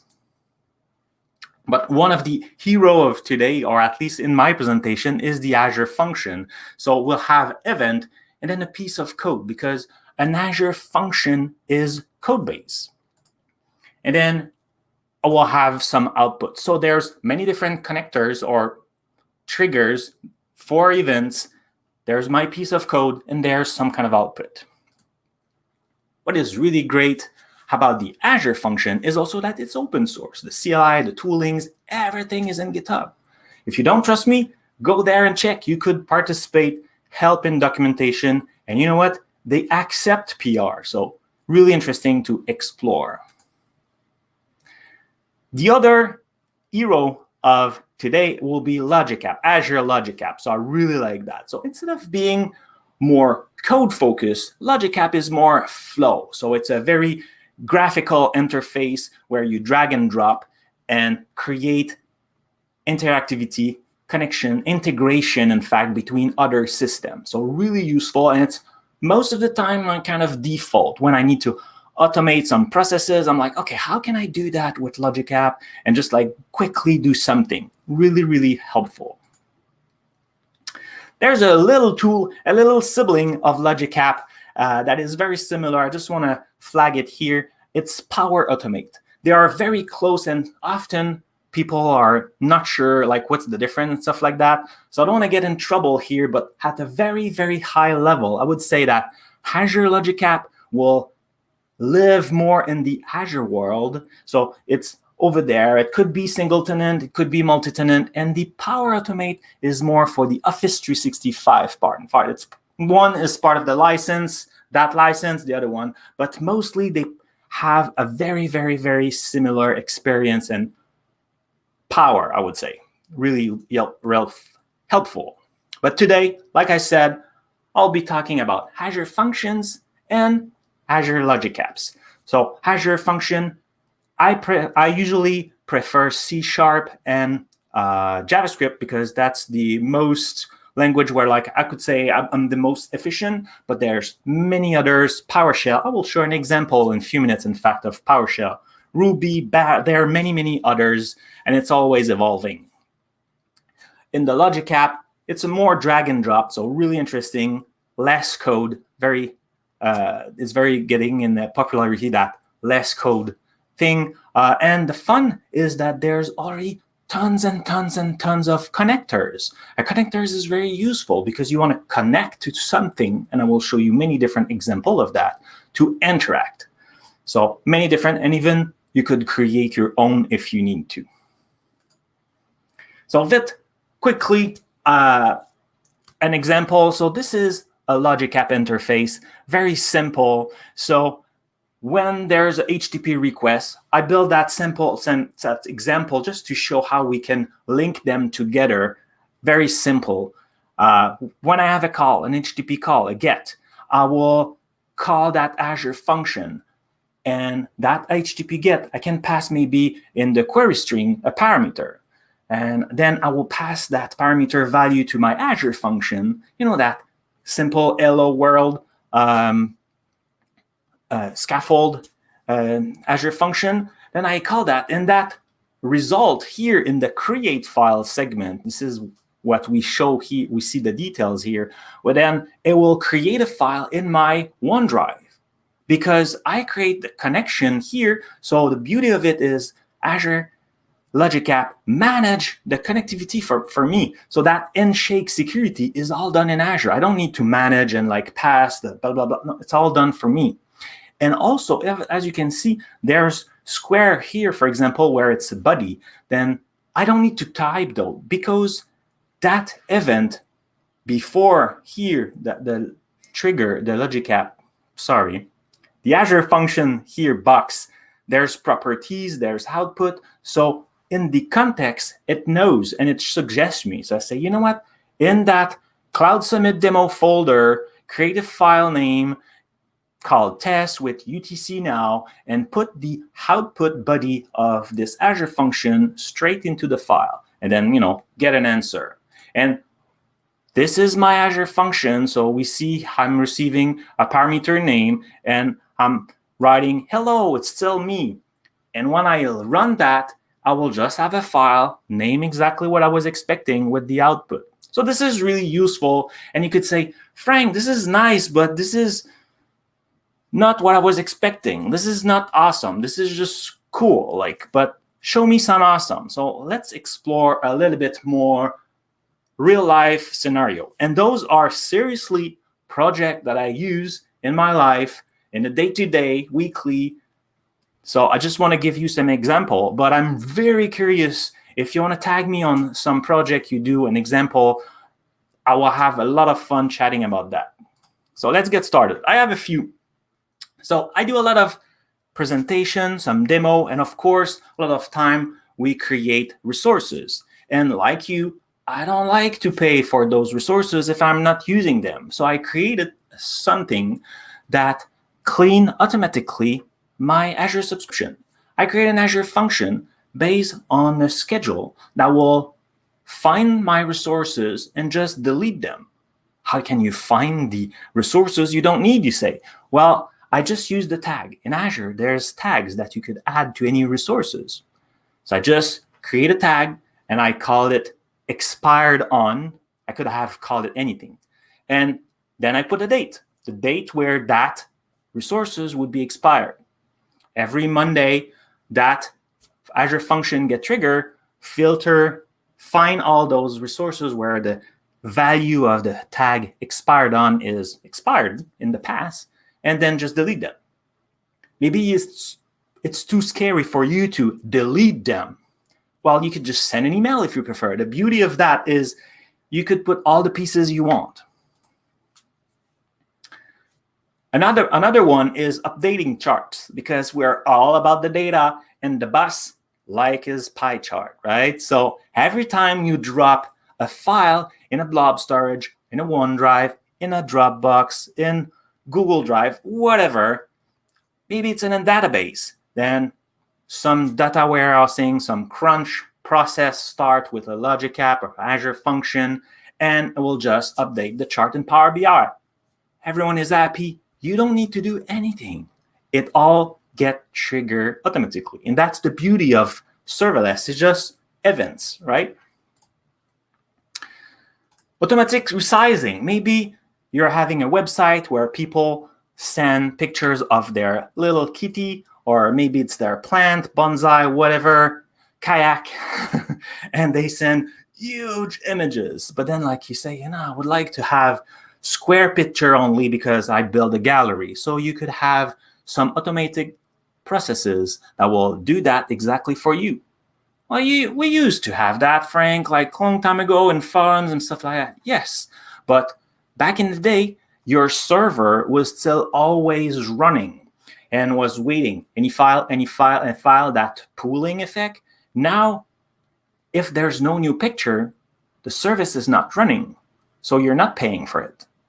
You'll only get spawn instantiate when there's a new picture to upload, and then it will process and turn off automatically after. That's the beauty of it. Another example, I built that last year. So with my team, we were creating a lot of videos, and we wanted vertical video. So that will be perfect. Let's use our phone. We all have phones. But the problem was on Android, it was MP4, and on iPhone, it was MOV. And the video editor tool that we were using didn't like that much MOV. So I was like, oh, but then maybe someone didn't have the converter and stuff like that. So I said, you know what? Just upload it in a OneDrive that we have, or it could have been a SharePoint, anything that makes sense for the team. And that will trigger a logic app, and I will use the media services, Azure Media Services, to automatically convert those files.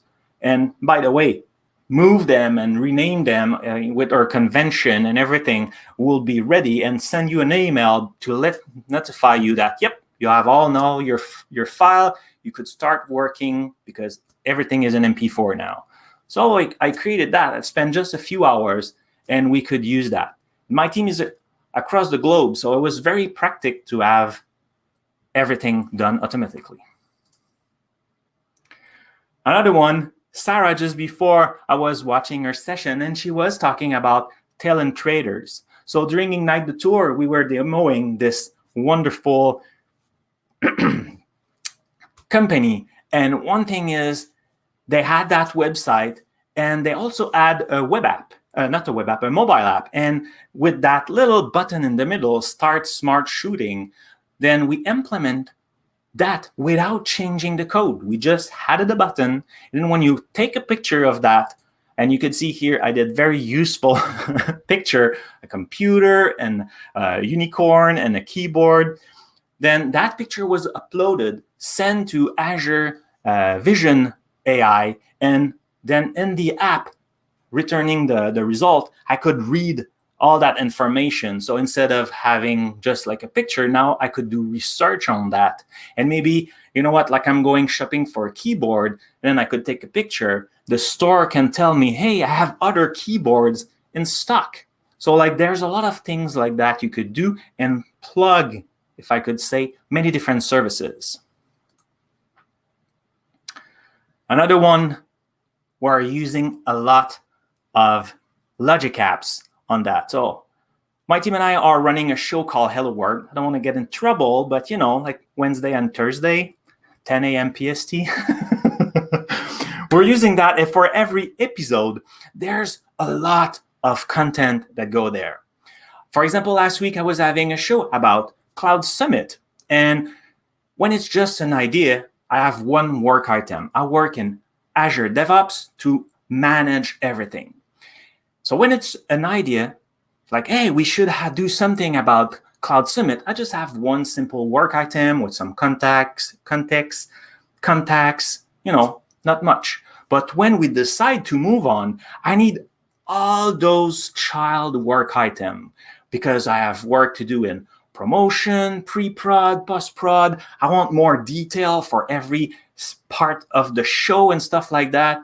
I don't want to need to create all those requirements and fill that up every episode. Well, like, you know, like there's twice every week. So it's a lot of work to be not productive. So of course we created something to automate it. We created a logic app. And this one, I just want to go deeper and have a look quickly to each part of it, because I want to show that you could plug and do many different things inside an Azure logic app. So I cut it in pieces and we'll pass 4 pages going a little bit more precise.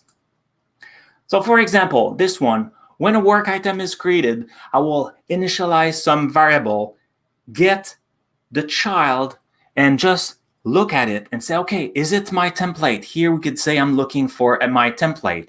And that was the screenshot I showed you previously. And then if yes, perfect, let's continue. And if not, then I could log some analytics, log some error, because it's important to log.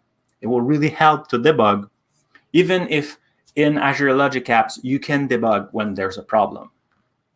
So I have condition here. I have loops. So if we see here, I will be looping through the child. I will even have nested loops, looking for my English words here, nested loop to go to all the child and subchild and folder and subfolder to get all that information that I need and copy those. And we can see here that little logo, it's my connector to Azure DevOps. I didn't need to know how like an API or like how handshaking and configure it. No, I go in Logic App, I say I want to create that, I want to connect to my Azure DevOps, and boom, voila, I got it. So all that automatically, really cool. I read a lot, but I don't like to read on my monitor. I like to read on an e-reader. I create something, a Logic App, that will just, when I call it with my URL, so I have a little bookmarklet, so a bookmark, but with JavaScript code in it. It calls a Logic App, sending the URL of the page I am. That thing will clean up everything on the page, so I don't want to see any ads, just the article. It will clean up everything using a library that I found called Mercury Parser. And then I have that in an Azure function, clean that, and the best converter, so the way you can send a document on that e-reader, the best way to do that is to send an email with a Word document. But I have an HTML page, so I use Pandoc, so I create on the spot an Azure container instance with Pandoc. Apparently, it's the best converter ever, and I just do that. And it runs automatically. And every Monday, because I'm publishing my notes, that's my way to Google myself, you know, because I always remember, yeah, I read an article about something, then now I could do that. All that Logic App calling a sub Logic App, like you could go complex, and that's that's what I want to explain. Sometimes we see example where it's very like, yeah, like every time a tweet, but you could do very complex stuff and it's scale. And then, you know, in my case, have my blog post ready. I could even publish it, but because, you know, I type on my e-reader with my big thumbs, I prefer reading it, but I could have done all that automatically. So this is how you sparkle awesomeness in your project using Azure Serverless. I'm Frank Boucher, and now I will take your questions.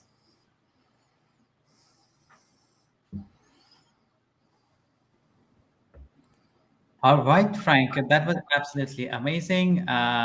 If you look at the comments, you see people really love your sessions. And let's take a couple of sessions. I think you finished at the very right time. There are many questions. Let's take away. Let's take, I don't know. Let's take this one. This is a case-based, right? So, hi Frank, can we use Azure Logic Apps to send email in workflow defined in Power Virtual Agents? What do you think? Power Virtual Agent. Well, you can definitely send email because I'm doing it very often, and there's multiple way. So depending on if there's a connector, you could do that.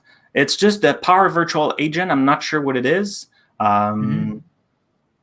Like you need to use something. So most of the time I will use my own server and just do that. Not an own server, but like whatever is your email. If it's on Outlook or something like that, you could connect to that to send an email.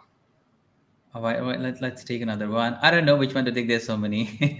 Akhil says, hi, Frank. What steps will you consider to move on-prem application to serverless computing subscription? Maybe what is the first step, or maybe a best practice? Maybe even that would make sense.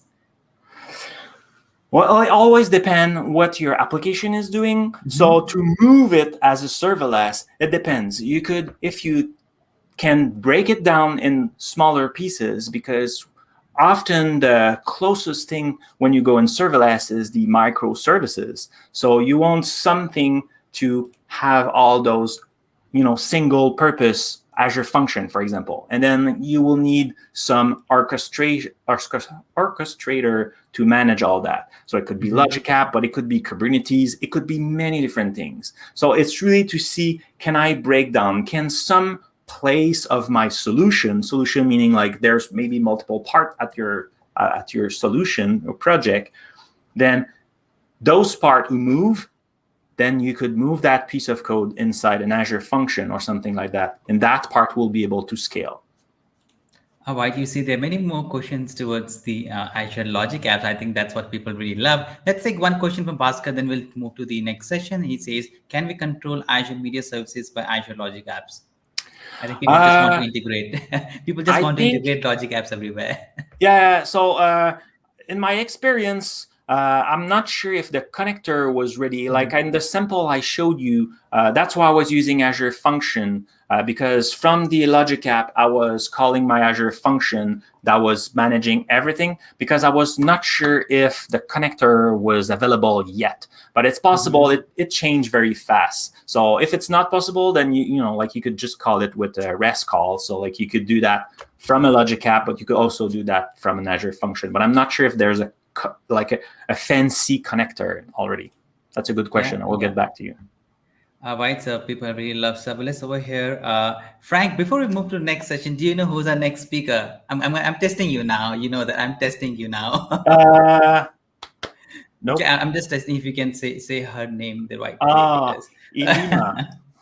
Oh my, I'm not sure. I'm gonna mess it too. I'm not sure. It's like Olena or Olena. Never mind. Let's see. Thank you so much, Olena. Frank. That was an absolutely amazing sessions.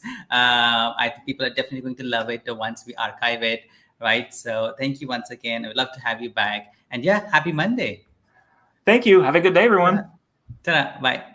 All right, with that, we move to our next session. That's on going real time using Azure Cosmos DB and React. I think they have already messed up with her name, so I'll let the video do the introduction. So let's welcome our next speaker. Let me try Olena, maybe.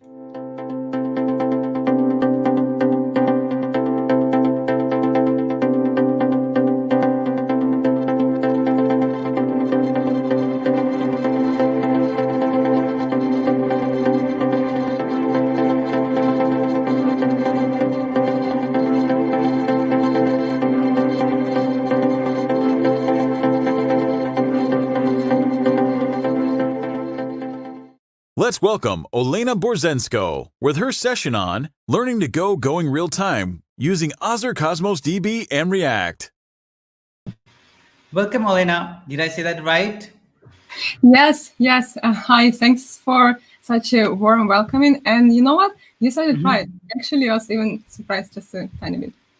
Okay, all right. So, all right. Thank you, Olena, for joining in. I know we are only a couple of minutes in your session, but I did promise to the audience that we're going to do a quick giveaway. So what I'm going to do is I'm going to quickly do my screen share. As you can see, we have a contest going on that whenever you comment or ask a question to the speaker, and if you use Cloud Summit hashtag, we're going to pick some random winners. So the contest is here.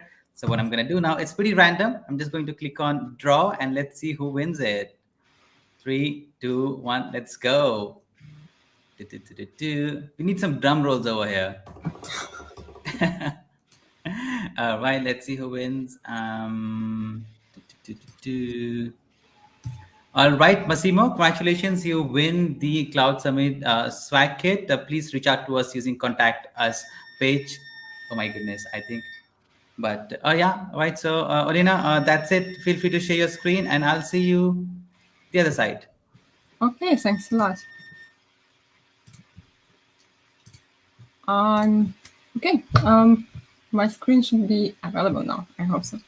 Yes. So we're going to start.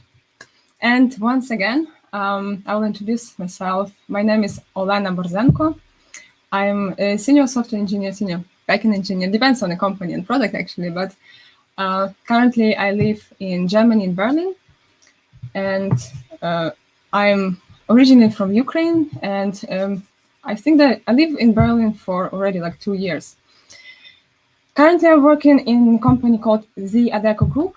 It's HR global solution. And today's session, going real time using Azure Cosmos DB and React, I want to present based on a small demo, basically prototype of the warehouse system, which I had an opportunity to build or actually start building with my previous company. So warehouse system, the idea was for us to be able to track the movements which are happening in the warehouse, how the product are getting transferred from one place to another.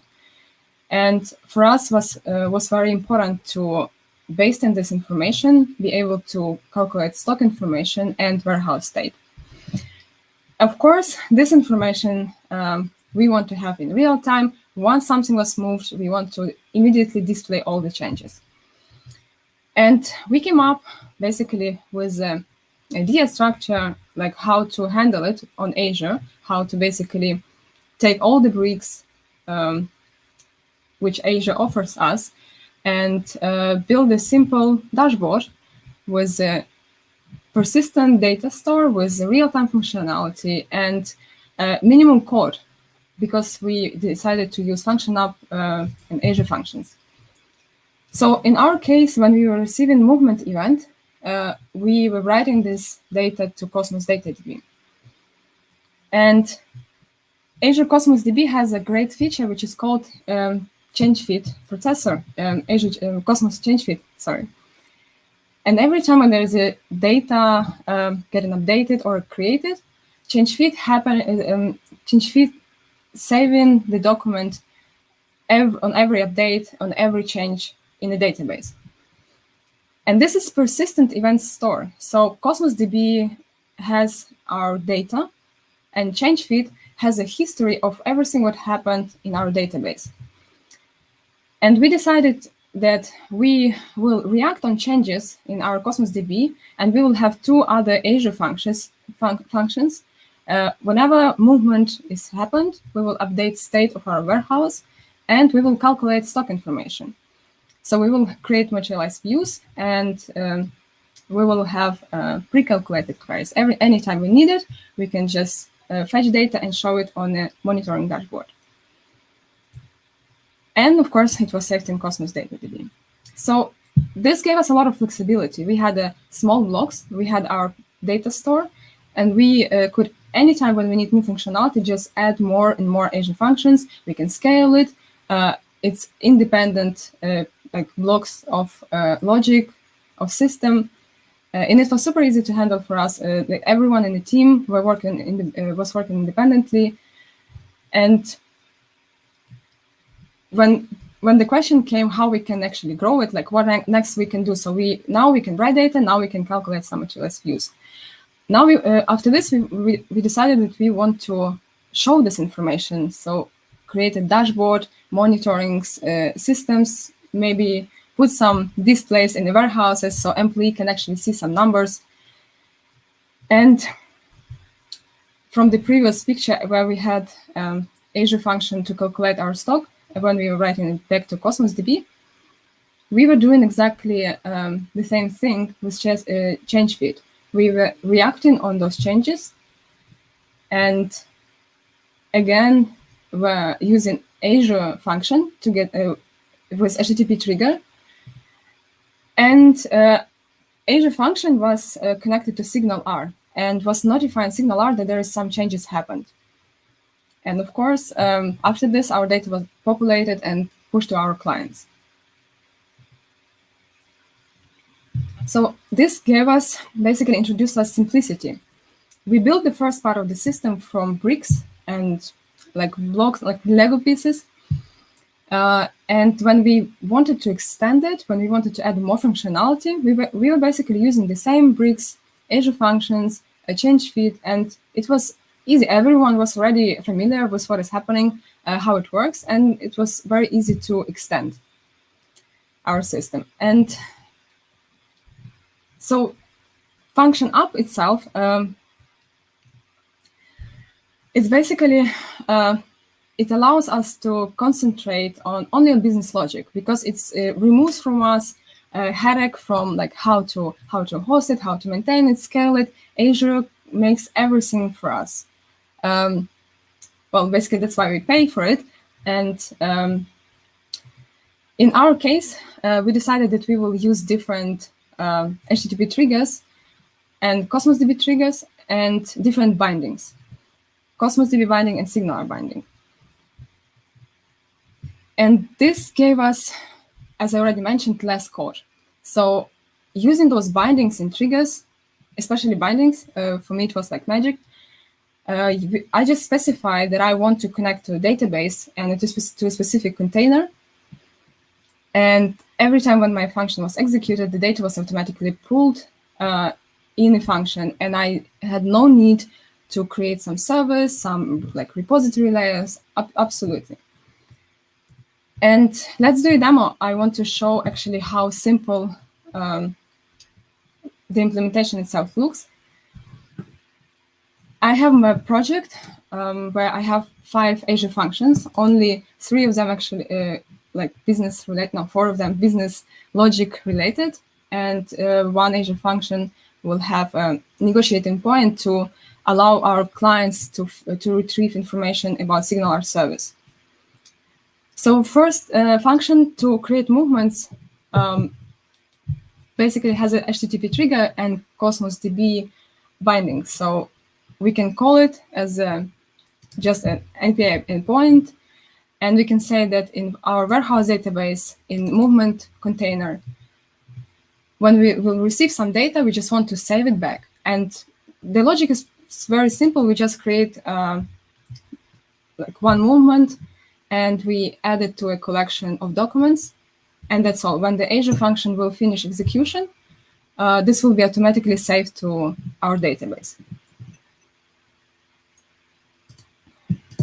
After this, to be able to retrieve our data, we basically created similar Azure function with HTTP trigger, but in this case, we used Cosmos DB input binding. So whenever we called Azure function, automatically this data from stock per location container was pulled. And as we see here, I'm not doing any calls, nothing is happening. I'm just returning all the data I just received here. And the amount of code, I mean, for me it looks quite like a bit of magic, but it's also, it simplifies a lot. And next function, basically an actual business logic, how we can calculate our stock information, warehouse information. And here we are using Cosmos DB trigger. This is exactly the trigger which will react on changes in Cosmos DB. We are listening to movements container, and here we are just deserializing our data, handle some changes, making some operations, and saving back our data to Cosmos DB, but already like pre-aggregated, pre-calculated queries, so we will have much less views. And negotiating point, as I already said, it's just trigger and to receive signal connection information for our client. And yeah, and this Azure function will react on Cosmos DB changes on change feed, and using SignalR binding will send and will push notification to a SignalR service and say, hey, I have some data, it changed, there's your target, notify our clients. And that's basically all implementation. So I have like 5 small pieces, small functions. I deployed them, I hosted them already, published them already on Azure. And yeah, there is my function up. And there's my functions which are already published. It's super easy to publish on Azure. We just need to connect to basically our Azure account and right-click on a project, publish, to select our function up, and we are good to go. So we have our functions, we have our business logic, and we have also UI client, which is written on React. So what is exactly React client? How does it work? How does it connect to our Azure functions? As already, I'm sorry, wrong slide.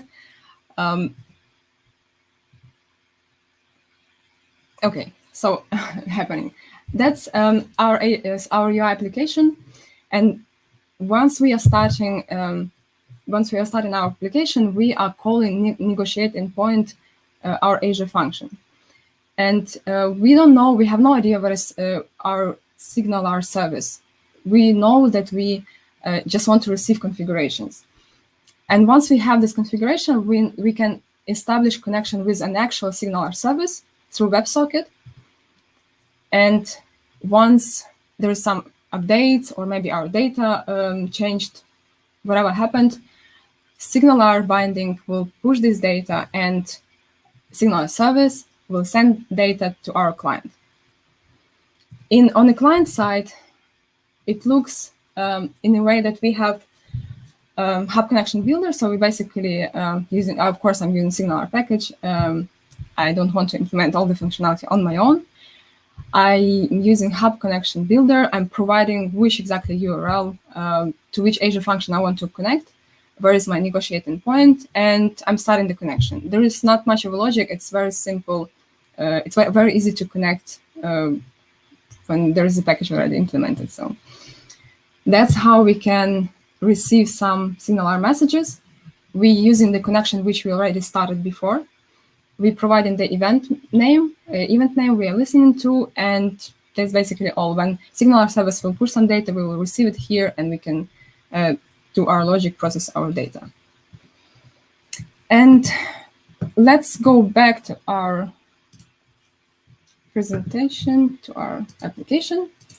And I want to show how it actually now works in a actual published functions and our UI application.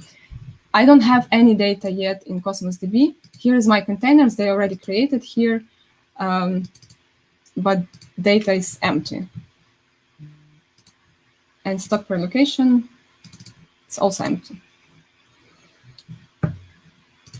I just want to trigger creation of a few movements to show basically how does it look like the movement itself, and how the stock per location is created. And I hope that demo will work. Yes. So here's our document, and basically nothing special. As I said, we just handled how our product was moved from one side, from one shelf to another, or from one location to another. We have our article name and whatever other information we need. And it's simple documents. They were auto-generated. And in the same time, our Azure function for calculating stock information was already up and running. And once my movements were written in a database, stock information was already as well generated and calculated and saved in Cosmos DB.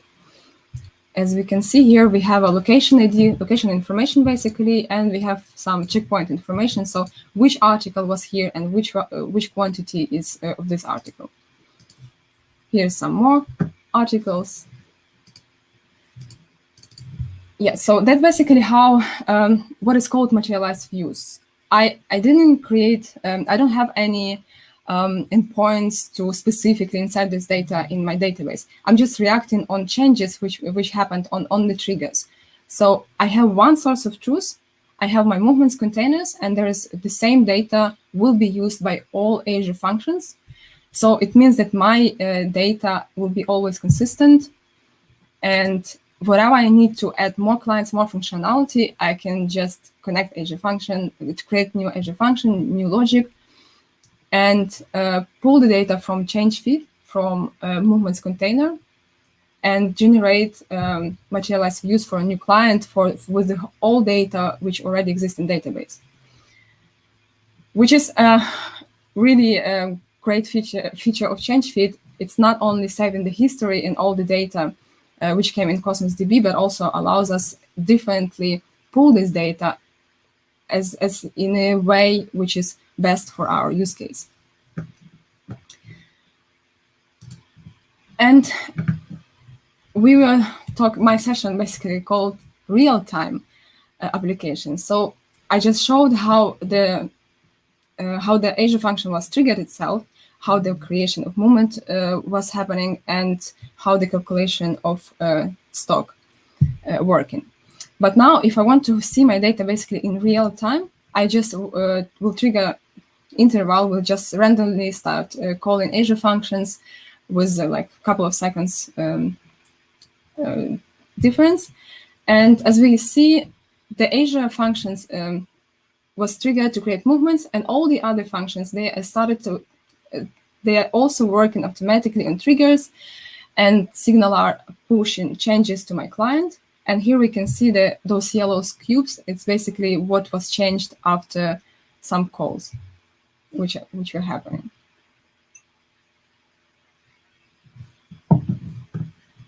So basically, we have some red numbers. It's something was stolen from our warehouse. Maybe something was broken. But that's basically how the application, the structure of the application, real-time application looks like on Azure. So we have SignalR servers, we have Azure Cosmos DB, and we have our Azure functions. And to go back to summarize a bit, the main component for us was Azure functions, which we used to implement business logic. And as I already showed before, there's a variety of bindings and HTTP triggers, and combining them differently allows us to save a lot of space, a lot of code, and a lot of time. So Azure functions is not just scalable, like brick, which managed by Azure, and we don't have headaches from like hosting, deploying, and taking care of all those things, but it's also much less code and much easier and simpler to use.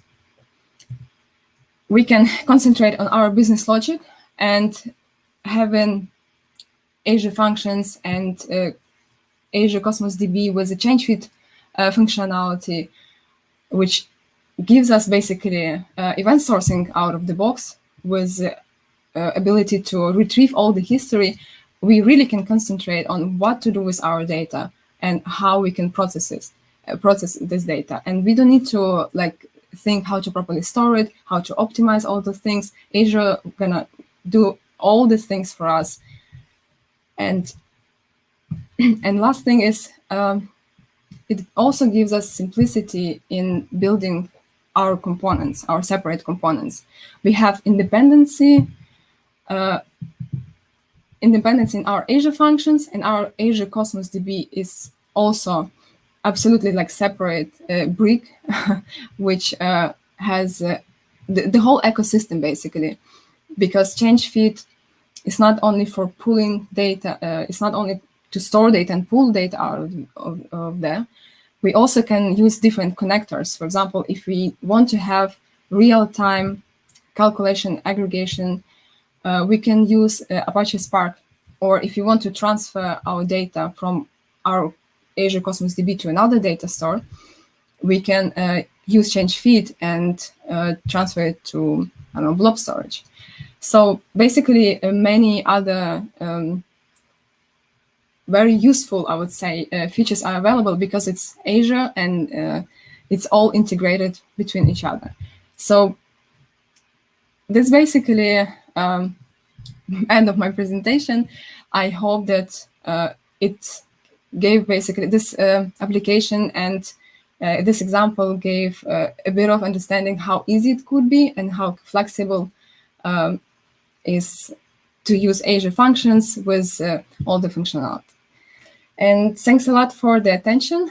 I finished, I guess, just a tiny bit faster. Maybe there's some questions.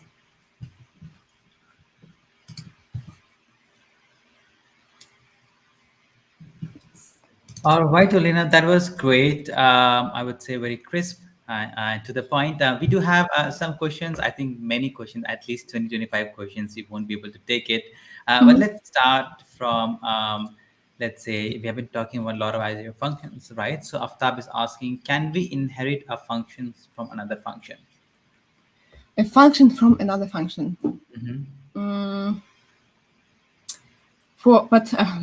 I do wonder, like, for what is specific use case? I mean, if that's just like implementation itself, I mean, I think that it should be possible, but I'm not really sure if that's the question.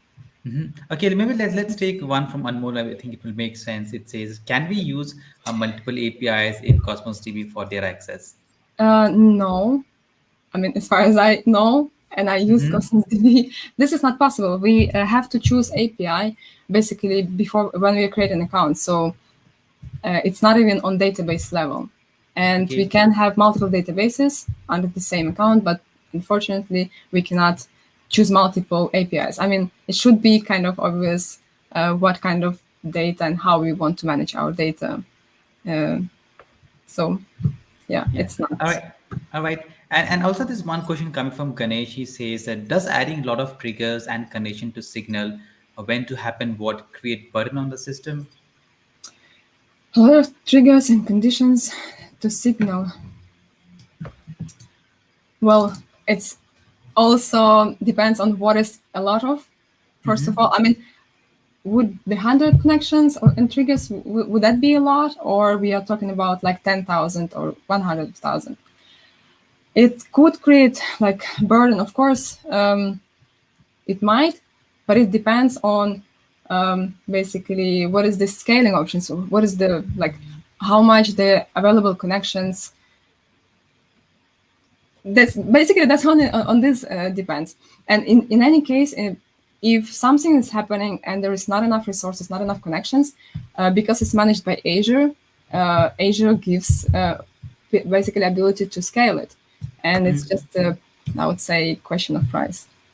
Yeah, that definitely makes sense. Let's take one question, one final question from your session. And this is a very generic question. I think people who have not been working in the Cosmos DB will get an idea. Is what problem does Cosmos DB solve when compared to any other relational databases?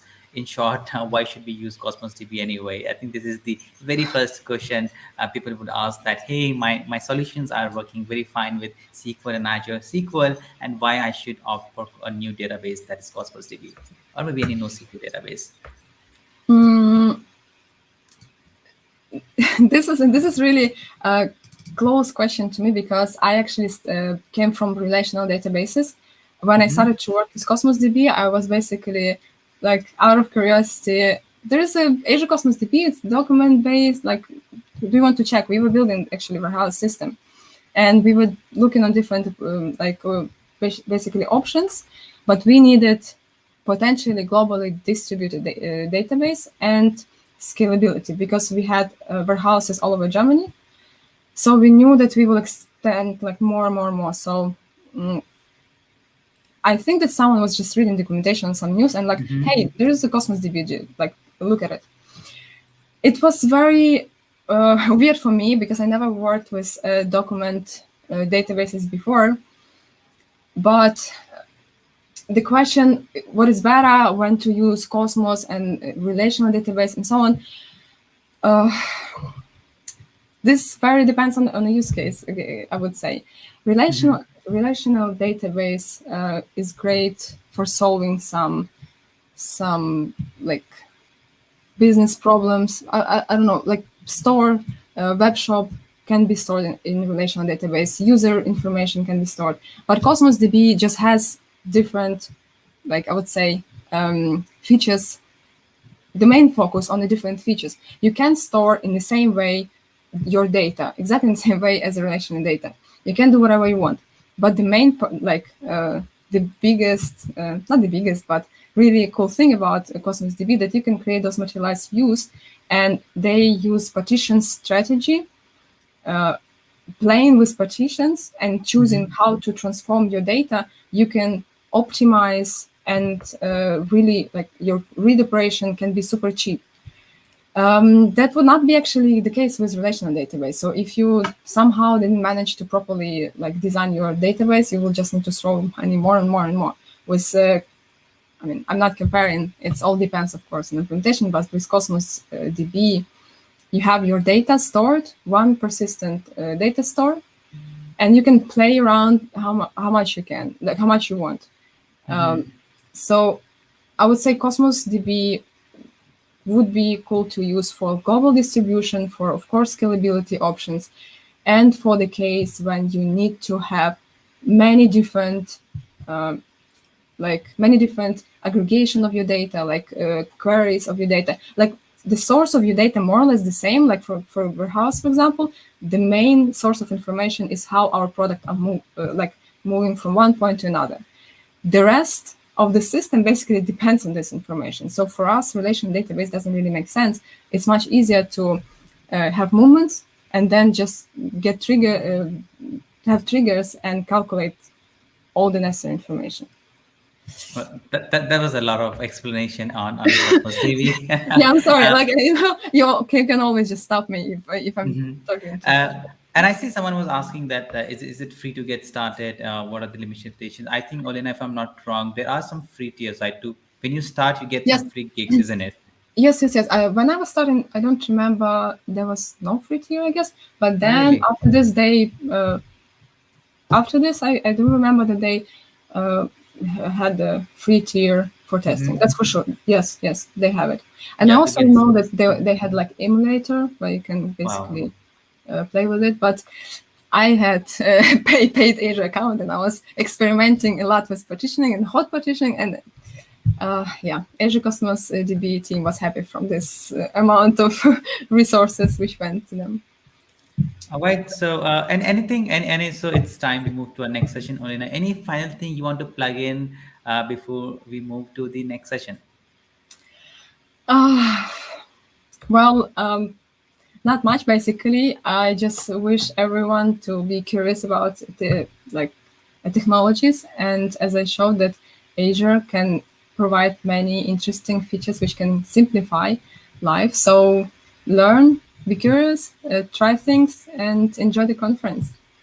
All right. So thank you so much, Olena. Thank you so much for your time. I really appreciate it. It had been an absolutely amazing session. If you look at the comments, people really love it. There are more than 50 sessions that says people really loved your session. So thank you so much. We'd love to have you back whenever you're available, maybe next year after this Cloud Summit edition. Until then, take good care of yourself and have a happy Monday. Thank you. I'm looking forward to the next time. Bye. All right, with that, we move to our next session. But before we do that, if you're someone who's watching us on Learn TV, we take a break on Learn TV after this session and again come back because they are streaming some other live shows over there. So if you're watching on Learn TV, move to Azure Summit.live website. I see still about 1,200 people watching the live show at this moment. And the next session is going to be really, really amazing as we're going to talk about low code, no code. And I have someone joining really, really special after this quick 1 minute break. So see you. All right. See you after 1 minute. Hi, I'm Anna Hoffman. Hey friends, I'm Nikolai. Hi, I'm Mustafa Turaman. Hi, I'm Tanya Janka.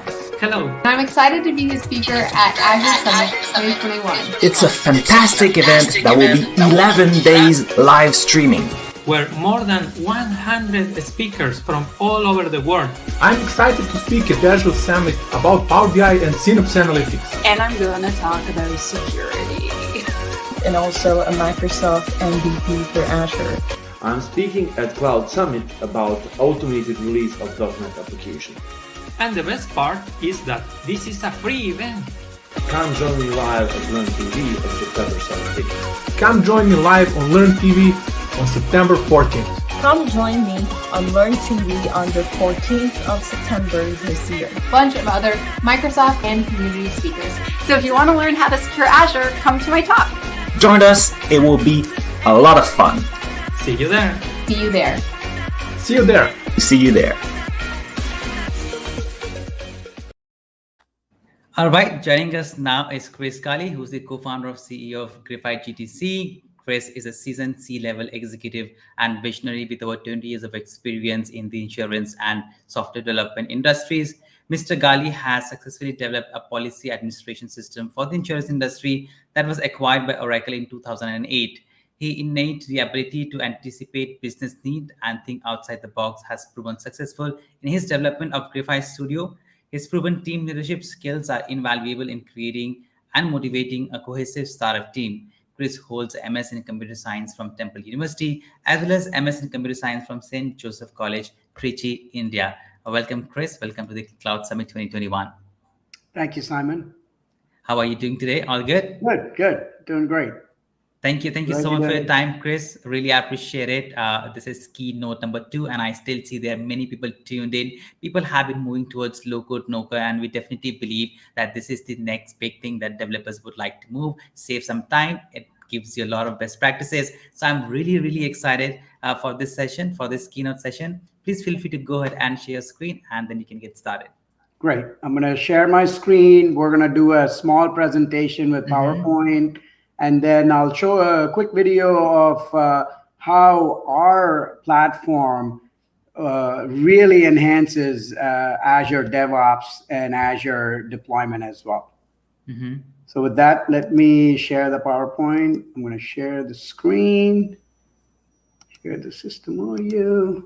Screen. And while you do it, everyone who's watching it, please feel free to visit Graphite Studio and learn more about it after this session. And we'll make sure that we drop all the important link in the comments. Chris, I see your screen. Once you move to the presentation, I'll add to the stream. Okay, great. Yeah, everybody can see your screen now. Next 25 minutes is all yours. Excellent. So our genesis really started with in the late 90s when the internet was taking on a commercial significance. So my team and I were kind of one of the original guys that saw that web applications can not only be used for e-commerce, but actually for complex enterprise core applications. So we decided we were in the insurance space, and we said, okay, what is the most complex core system that insurance companies struggle to maintain, to build and maintain, go to every desktop and reinstall when an update comes up? So it was the admin system, or it's called a core admin system. We decided to build a company around that. So think about this. This is before the word SaaS existed. It was actually called ASP, Application Service Provider, back then. And 17 of the top 20 insurers actually bought our system. We installed it in 35 different countries. And eventually in 2008, Oracle acquired us.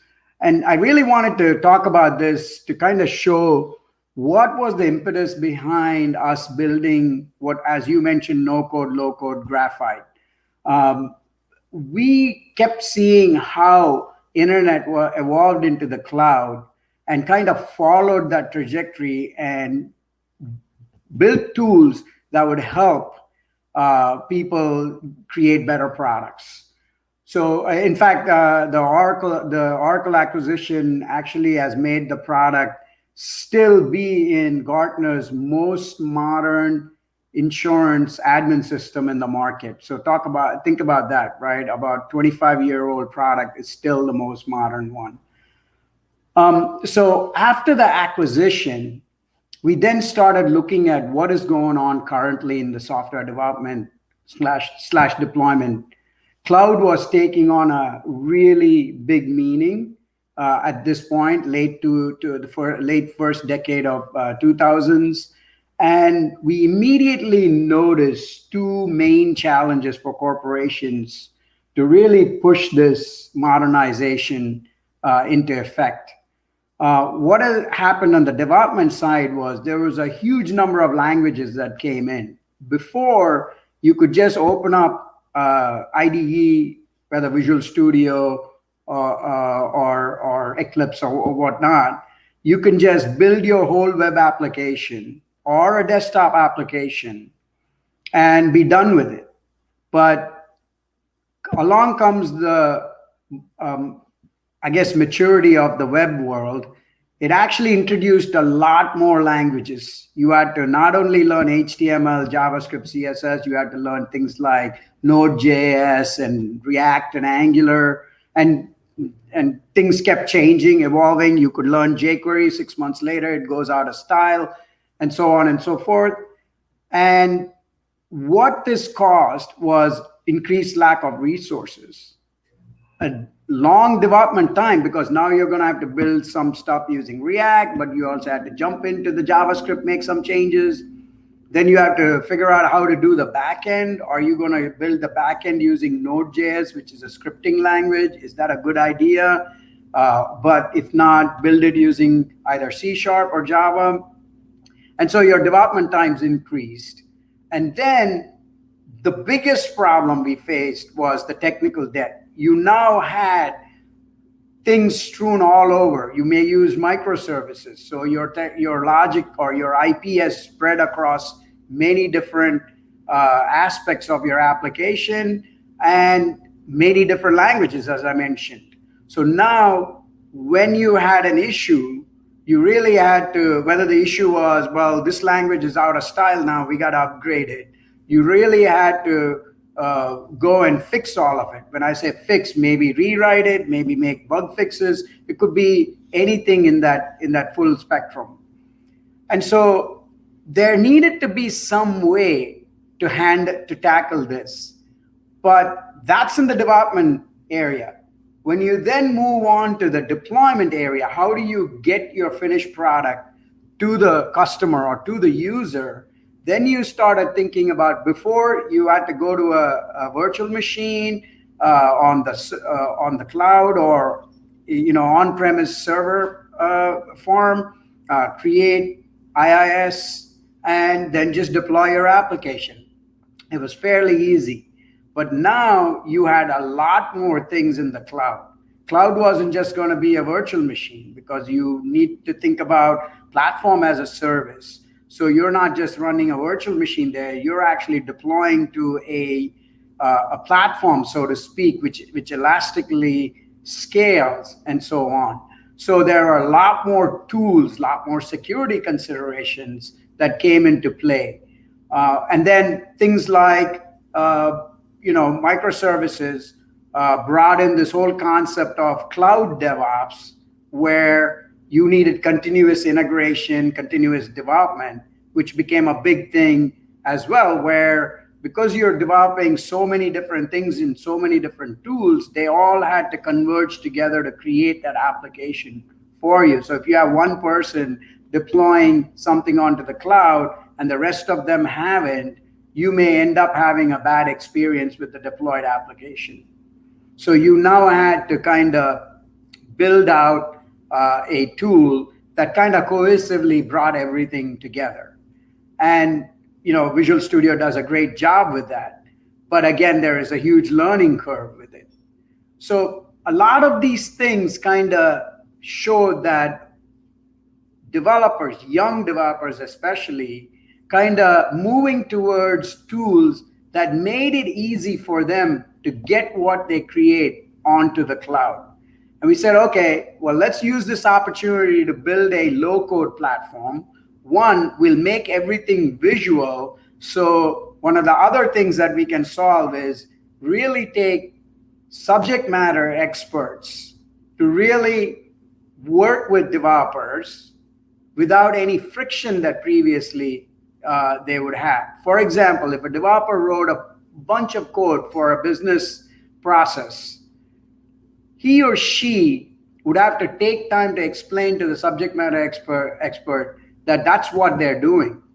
But if you made that development a visual prospect, now you can have a hands-on approach from the subject matter expert, so they can both sit together, maybe look through that visual experience and go, yep, this is exactly what I meant to convey through the requirements document. So you drastically reduce the development time. And and there are a lot of such platforms out there which put themselves under the umbrella of no code, low code. What our product Graphite does is, one, it doesn't do anything proprietary other than the visual component. What that means is it does not hide any of the technologies behind the application that's being used. As you will see in the video, while you're building your whole web application through a visual IDE, once you push build, it actually generates a perfect C# project, .NET 5. And the latest version generates .NET 5. The original version generated .NET Framework 3.1. So you had, sorry, 4.1 maybe. So you can actually take and look at that code that's generated, touch it, feel it, and know what's being done. So again, talk about technical debt, reduction of technical debt, where our clients, we could have built an application for them 5 years ago, but within minutes, they are able to upgrade themselves to .NET Core. So what happens is, originally they may have had their application run in their own on-premise server. They get comfortable with the cloud, and guess what? We go to them and say, hey, by the way, you can go to Azure within a week. We just have to point Graphite towards the Azure platform or Azure cloud and push build, and your dev server is up for you to start testing. So we wanted to create that platform that sits in front of Azure and provides all of the cool things that Azure does at the push of a button. But the best part is, a developer can sit in front of this low-code, no-code tool, build out the project, see the results, also give it to the client and say, your product is ready to use, go ahead, use it. But when the developer is comfortable, they can always log into the Azure portal, look at all the different artifacts, and I'm using the word artifacts in terms of the resource groups, the service plans. On the DevOps side, look at the pipelines, look at the DevOps pipeline, the repos pipeline, the build pipelines, the release pipelines, and actually at their own time, empower themselves with all of the DevOps that Azure offers. So we kind of sit in front of Azure and actually take people step by step to learn Azure and the cloud technologies at their own speed. And what we're finding is a lot of developers that are inherently moving towards the AWS Java area, because there are a lot of such tools available, are now taking a look at Graphite and going, wait a minute, there's a tool here where it's even easier than working on AWS, and we are pushing a lot of people towards the consumption of Azure. If we are ready, so this is kind of what Azure Graphite does. Graphite actually takes all the business requirements. You sit in front of Graphite and you kind of build everything visually. And when you push build, all of the Azure artifacts are actually touched upon.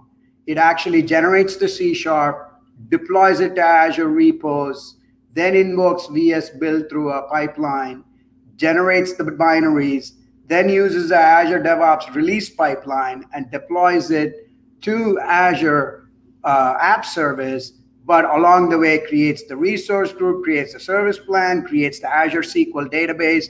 And once again, in the database world, it actually uses Entity Framework to generate the database. So there is no proprietary way where you visually created all these objects and it doesn't proprietary create a database. It actually generates the relational database on Azure SQL using Entity Framework. So we kind of have touched upon all of Microsoft's technologies behind the scene, but sitting in front of Graphite, as you will see in the video, you will never see that. But as you're comfortable, you can jump into the code to see how the Entity Framework code generates the database. You can see how the pipeline is invoked through a REST service, or log into your Azure portal and see what the resource group is and what are the properties of the resource group, what location it has created it. You can look at what are Azure App Services and what service plans they sit in, what kind of SQL Server database it has created, and look at the structure of the SQL Server database by connecting through SQL Management Studio. So you kind of take your own time to get really good with all the backend stuff. If that is good, Simon, I want to switch over to the video.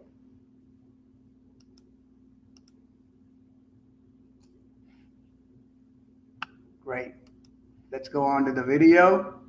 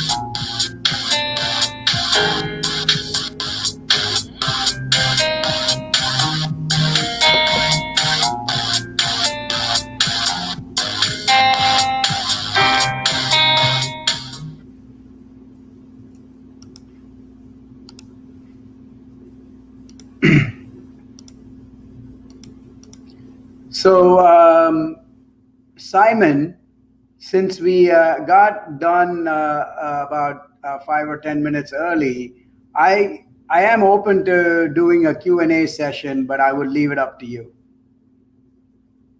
Chris, I think that was absolutely amazing session, and we do have some questions coming in from the audience. Let's take the first one. It's by Marco. Marco would like to know that can you change the C# code then go back to the studio?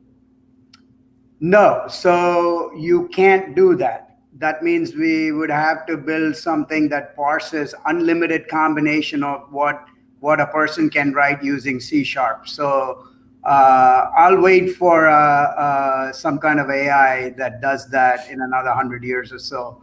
But that's a very good question, because you may have a situation which we have never had, where you may say, well, graphite doesn't do what I want. How do I handle it?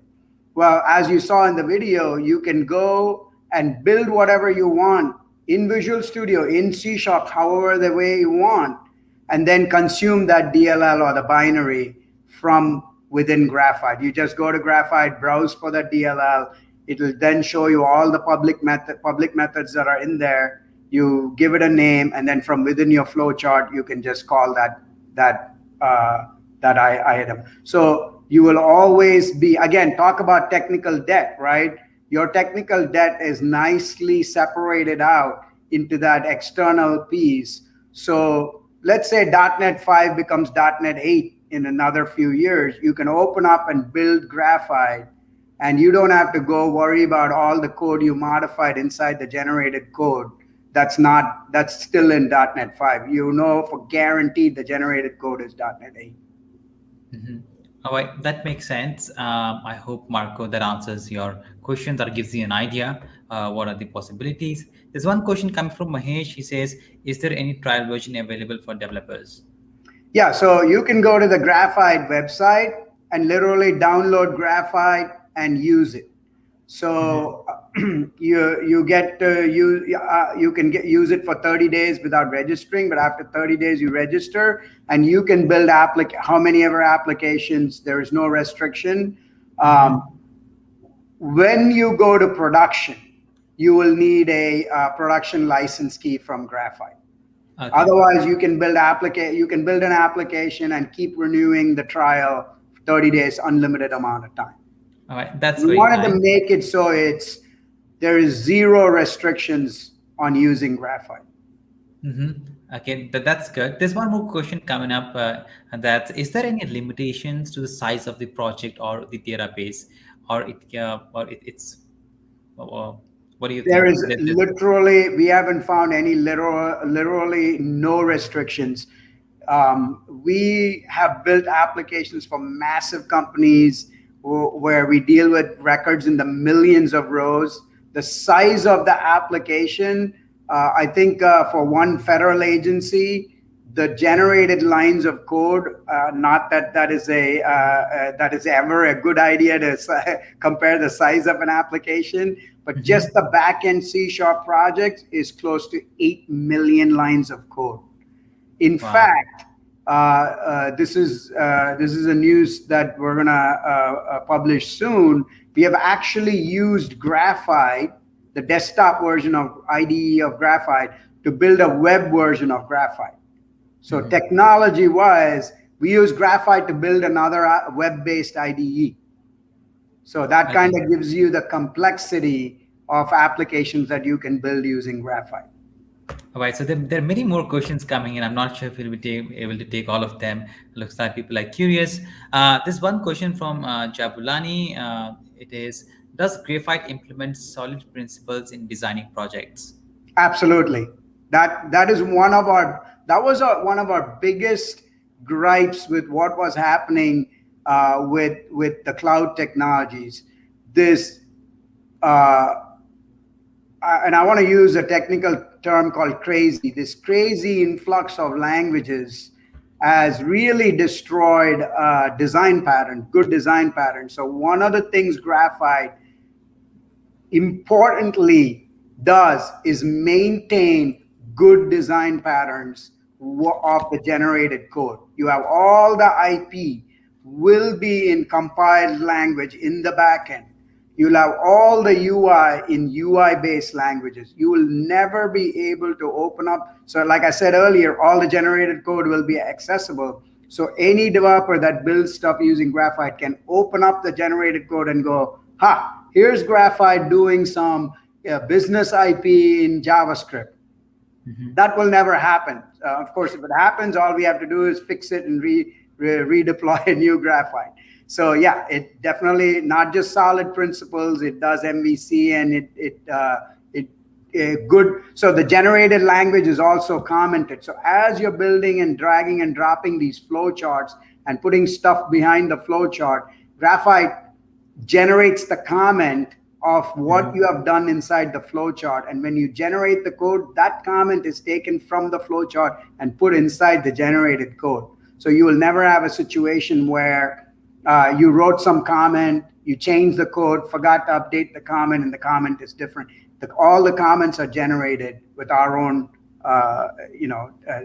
comment generating technology, if you will. All right, so I have many more questions coming in. I'll keep on throwing questions at you until we reach the next session, right? Because we still have 5 minutes, and I see people are really interested in this Graphite Studio. We had a couple of sessions on SQL and Cosmos DB, and we have many coming in. So maybe people are interested on which DB can we use with Graphite. Excellent. That's another good question. So right now, Graphite generates and connects to SQL Server, and this is done using Entity Framework 6.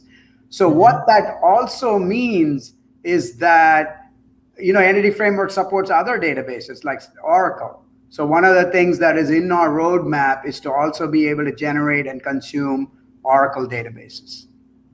Okay. Having said that, we do have some clients that have manually created Oracle, put a small repository layer in front of it, expose them as binaries, and then use Graphite for all business logic and UI.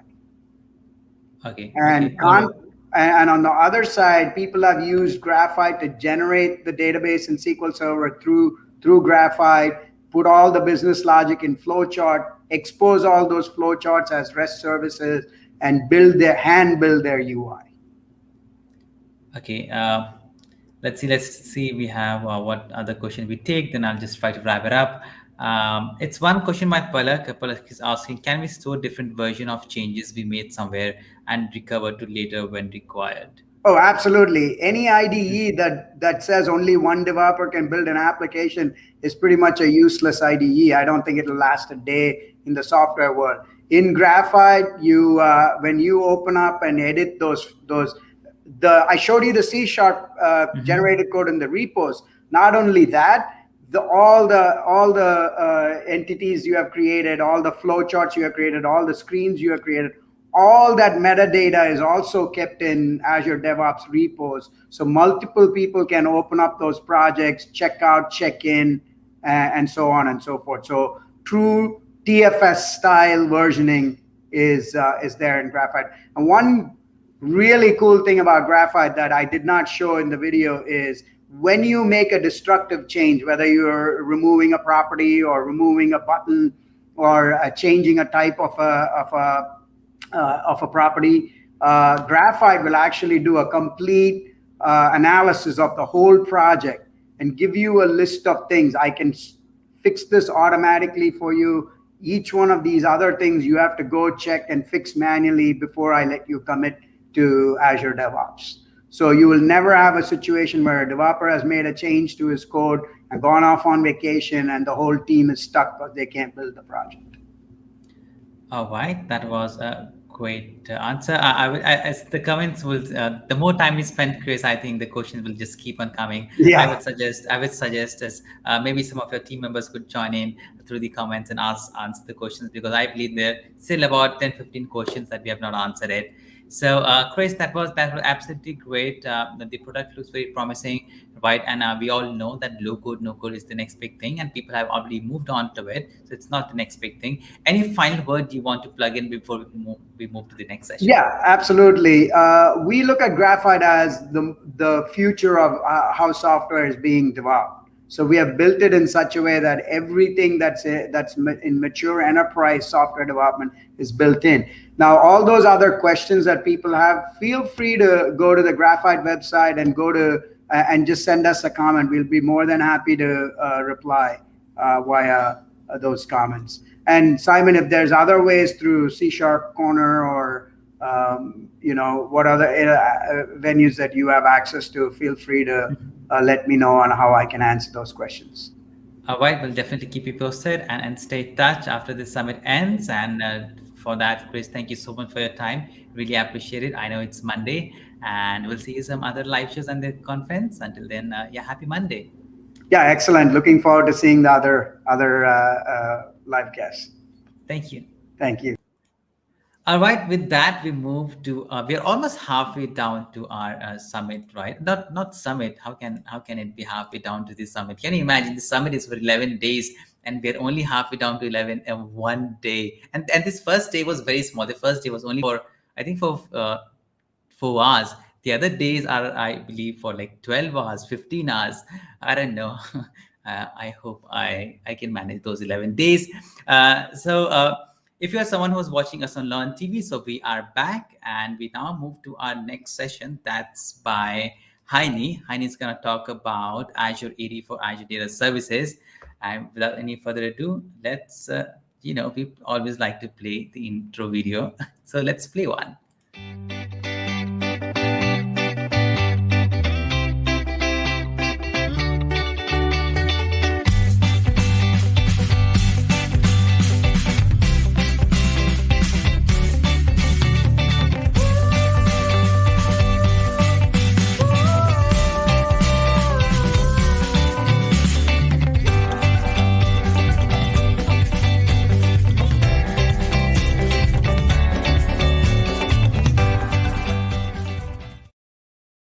Hi, Heini. Welcome to the Cloud Summit 2021. Hi. Good day. How's it going? And it's going great. As you can see, this is the second final session of the day. And we still have more than 1,200 people watching on different platforms. Wow. And the comments just keep on coming. I think there have been sessions in the beginning where we have not taken even a single questions because there were like 200, 300 questions every sessions. I'm really excited for your sessions on Azure Data Services. I won't take much of your time. I know I'm only 1 minute in your session. So feel free to share your screen and then you can get started. Sounds good. So let me get this going.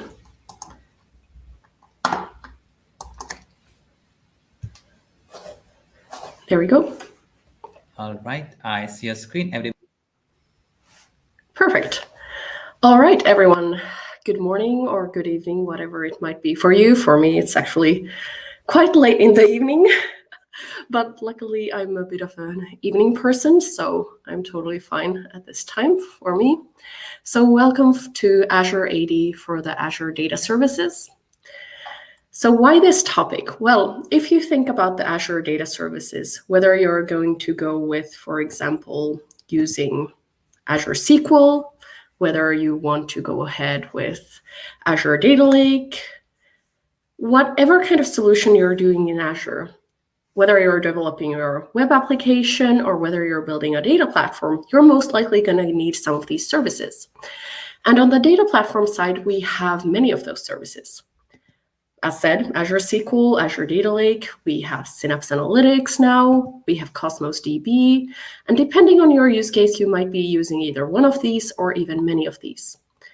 And of course, we have these services that we use for storing data, but on the other hand, we also have services that we use for working with that data. For example, Azure Data Factory or Azure Databricks. And the challenge here is that for each of these services, how we authenticate with them is done slightly differently. And depending on the service, you need to approach it also slightly differently, depending on the situation. So you need to know what you're doing. And that is why I created this session, because it can be hard to get that kind of full view of where you need to be going. So I will be kind of giving you an overview of how to get sorted with all these different services in Azure Data Platform side. So we're going to start off with a brief run through of Azure AD fundamentals, just getting you up to track with what we're talking about. Then we're going to be looking at some use cases, in particular with Azure AD in conjunction with Azure Data Services. And then we're going to be looking at the entire landscape of Azure Data Services with that set that I just showed you and how we use Azure AD in each of those scenarios. So, my name is Heini Ilmarinen. I am a DevOps consultant at Polar Squad, which is a Finnish DevOps company. I am also a Microsoft Data Platform MVP and a Microsoft Certified Trainer. So I run some trainings in the Azure landscape as well. My favorite topic is probably architecture, and I think Azure AD fits in there perfectly as well, because it is one of those aspects of Azure that we need to consider whatever we're doing in Azure. And I am actually a mathematician by my background, and so always a bit of a math nerd at heart. And as you might see, I'm a bit of a serial doodler. That's how I've created my slides. But let's get right into the topic itself. Let's start with Azure AD fundamentals. So if you think about Azure AD, most companies get started with, for example, Office 365 in the Microsoft world. And what happens with that is that you actually get an Azure AD. That is where all your Office 365 users are stored. But on the other hand, you could also get started with Power BI. And again, you're going to need to have an Azure AD. But just as well, you could get started with Azure as well directly without having Office 365 or any of the other services. But in all of these cases, you're going to need Azure AD. And you might see where I'm going here. Azure AD is really the central hub of identity for all of the Microsoft cloud services. And so what can we have within Azure AD? We, of course, the most obvious one is our users and groups. You have experience of this. For example, when you're logging into Teams with your account, you are logging in with your Azure AD user. But we can also have applications in Azure AD. And this is where we're also going to be looking at when we get to the use cases. A lot of times we have these scenarios that we also need application identities. And lastly, we can also have device identities in Azure AD, but that is an entire topic in itself. So we're not going to go there today. And there might be some sessions around this, actually. I didn't check, but that's possible. So I just want to point a few other things about Azure AD. A lot of times organizations don't start directly in the cloud. So it might be that they have an existing identity solution on premises. So they might have side by side also an on-premise Active Directory as well. And we do need to distinguish here that these are not the same thing. We can, of course, take our on-premise users and synchronize them to Azure AD. And that way your users have the same experience of whether they're signing into their local applications or they're signing into Azure. They just use the same account, and those accounts are synchronized. But Azure AD and Active Directory are meant for different purposes. Azure AD is built to be using the modern protocols, so that it works over HTTPS. That means that we have OAuth to use and so forth. Whereas for Active Directory, we have completely different protocols like Kerberos and NTML and so forth, where we're not going to use the same things in the cloud. So there are differences between the two identity services, and Azure AD is built for the cloud. But the nice thing with Azure AD is that there are other organizations that also have Azure ADs for their company. And the nice thing is that if you're collaborating with them, you could then invite their users as guests into your own Azure Active Directory for your company. And that way you will be also able to use those users in your Microsoft services. So you can give access to somebody from a guest with a guest account also into Azure. And so here is kind of, I think, the minimum that we need to understand about Azure AD to really get into then how do we use Azure AD identities to give access to all these services in Azure that we went through in the beginning. It doesn't matter whether we're talking about the SQL side or data lake or whatever service. This is kind of the foundation that we're basing everything on.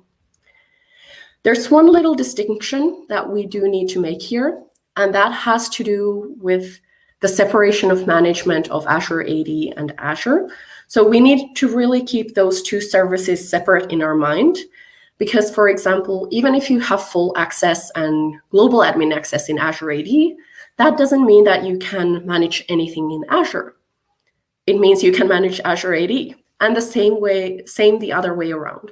So even if you have full access in Azure, it doesn't mean you can manage users or applications in Azure AD. So you just have to keep that in mind when you're working with these, creating users and things like that. You might not have the required access because there's that separation. So that is really kind of the foundation that we need to get started. And the point here is, how are we going to use those identities in Azure AD? And that's where we get to these use cases. And I separated them to two, and we're going to focus on the second one. But kind of before we get to the second one, we need the first one. So of course, the first layer is, well, we need to create and manage some Azure resources. This isn't really specific to the data platform side itself. This applies to all Azure resources.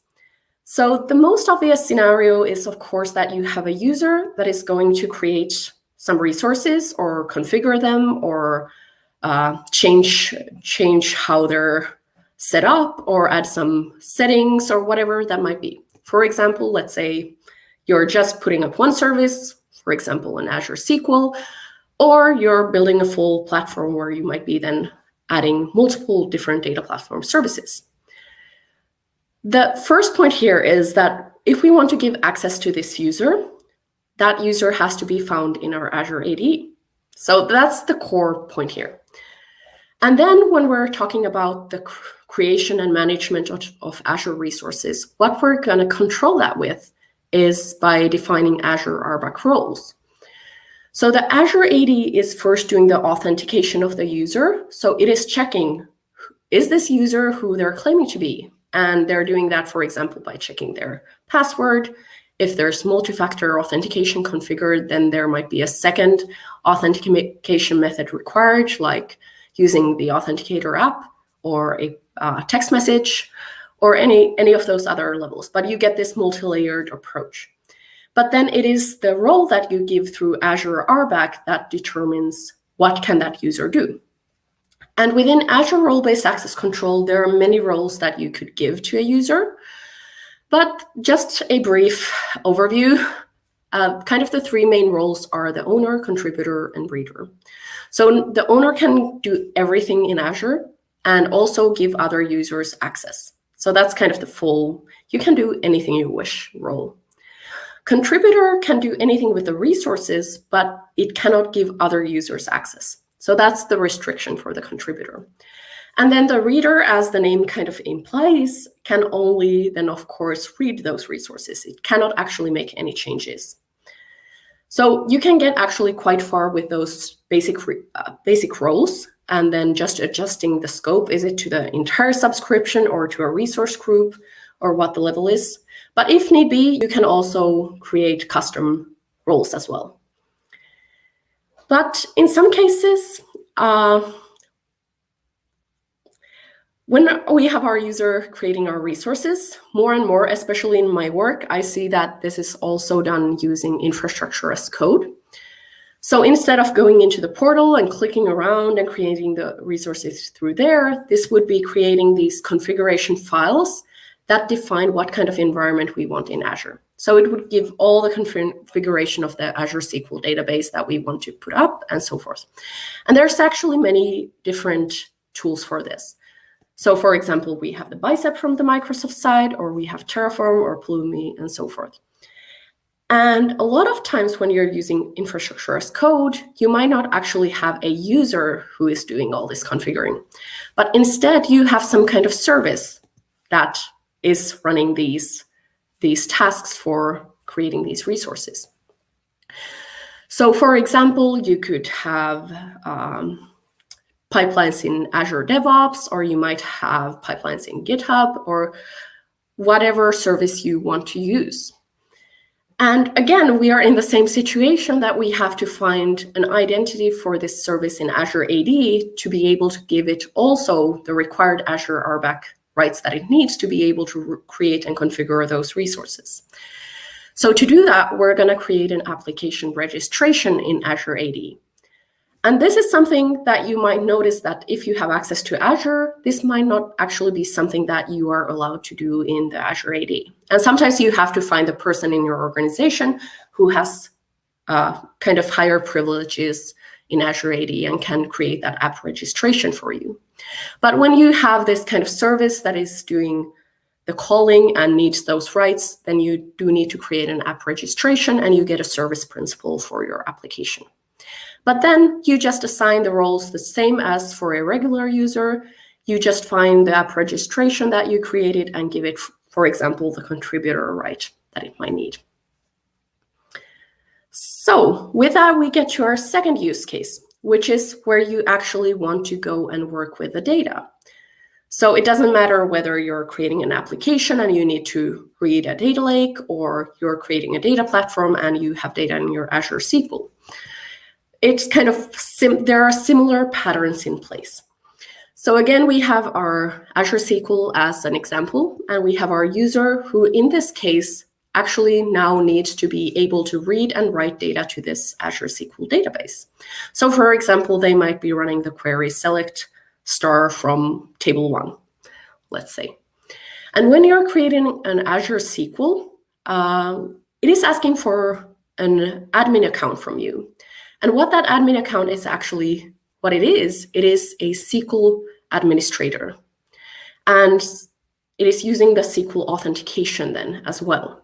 So this has nothing to do with Azure AD, but this is the default method that it uses for authentication. But after you have created your Azure SQL, then you can find this place called Azure Active Directory in the settings, and you can actually specify an Azure Active Directory admin. So in that way, you can actually turn from having SQL authentication to enabling Azure AD authentication. And again, when you do that, and we want to add some kind of user, that user has to be found in our Azure AD. I know it's kind of, I'm repeating myself here, but it's an important point. But then once that user is found there, then you can create your users within your Azure SQL as you would normally do. You just specify that we're using an external identity provider to do the authentication. And again, the user logs in through Azure AD. But even in this use case, we might again have the scenario that it's not a person who is reading the Azure SQL, but instead we, for example, have our custom application that is doing the calling of the SQL database. And yes, I'm going to get to exactly the same point that I got with our first scenario. So again, we need to create that service principal in Azure AD. And again, we can add that service just as we would with any other user.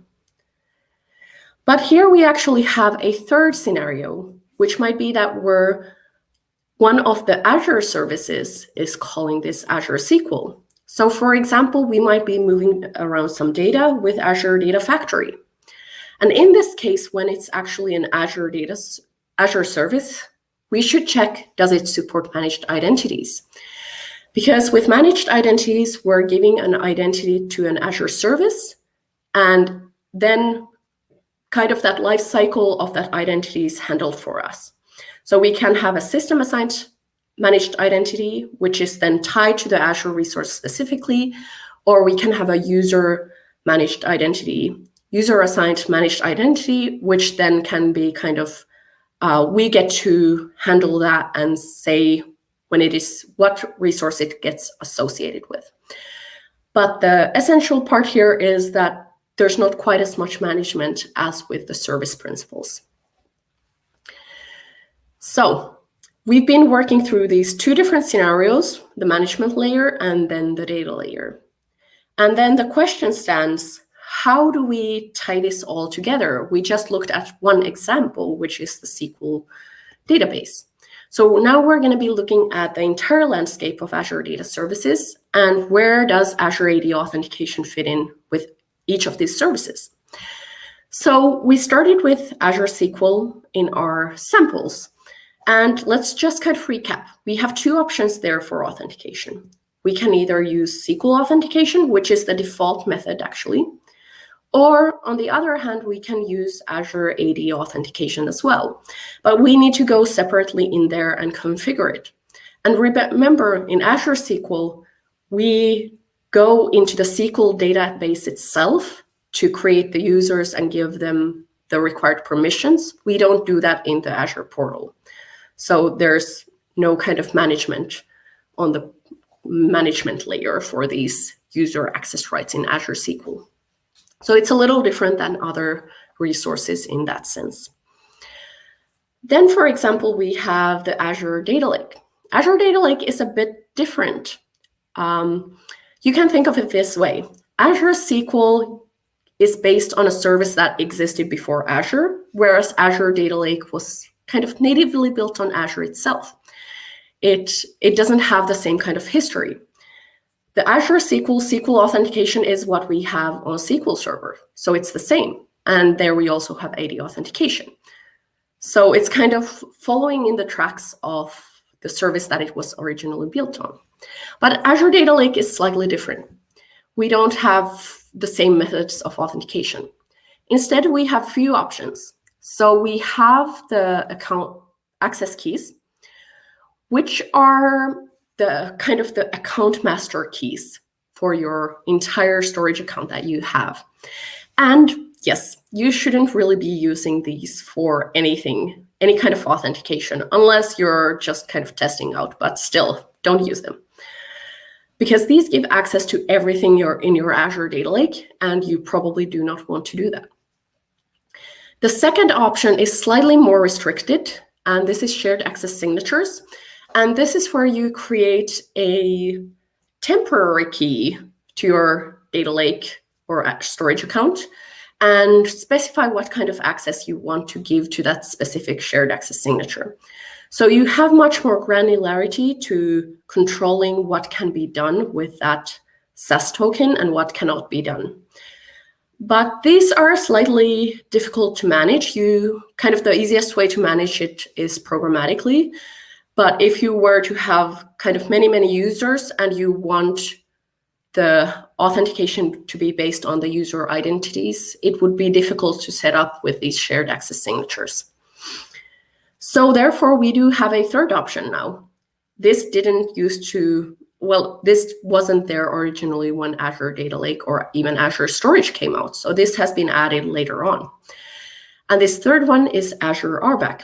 So within the Azure RBAC roles, the same as we were discussing the owner, contributor, and reader, there are actually some roles that are specific to the Azure Data Lake. So there is a data reader there, a specific Azure Data Lake data reader there.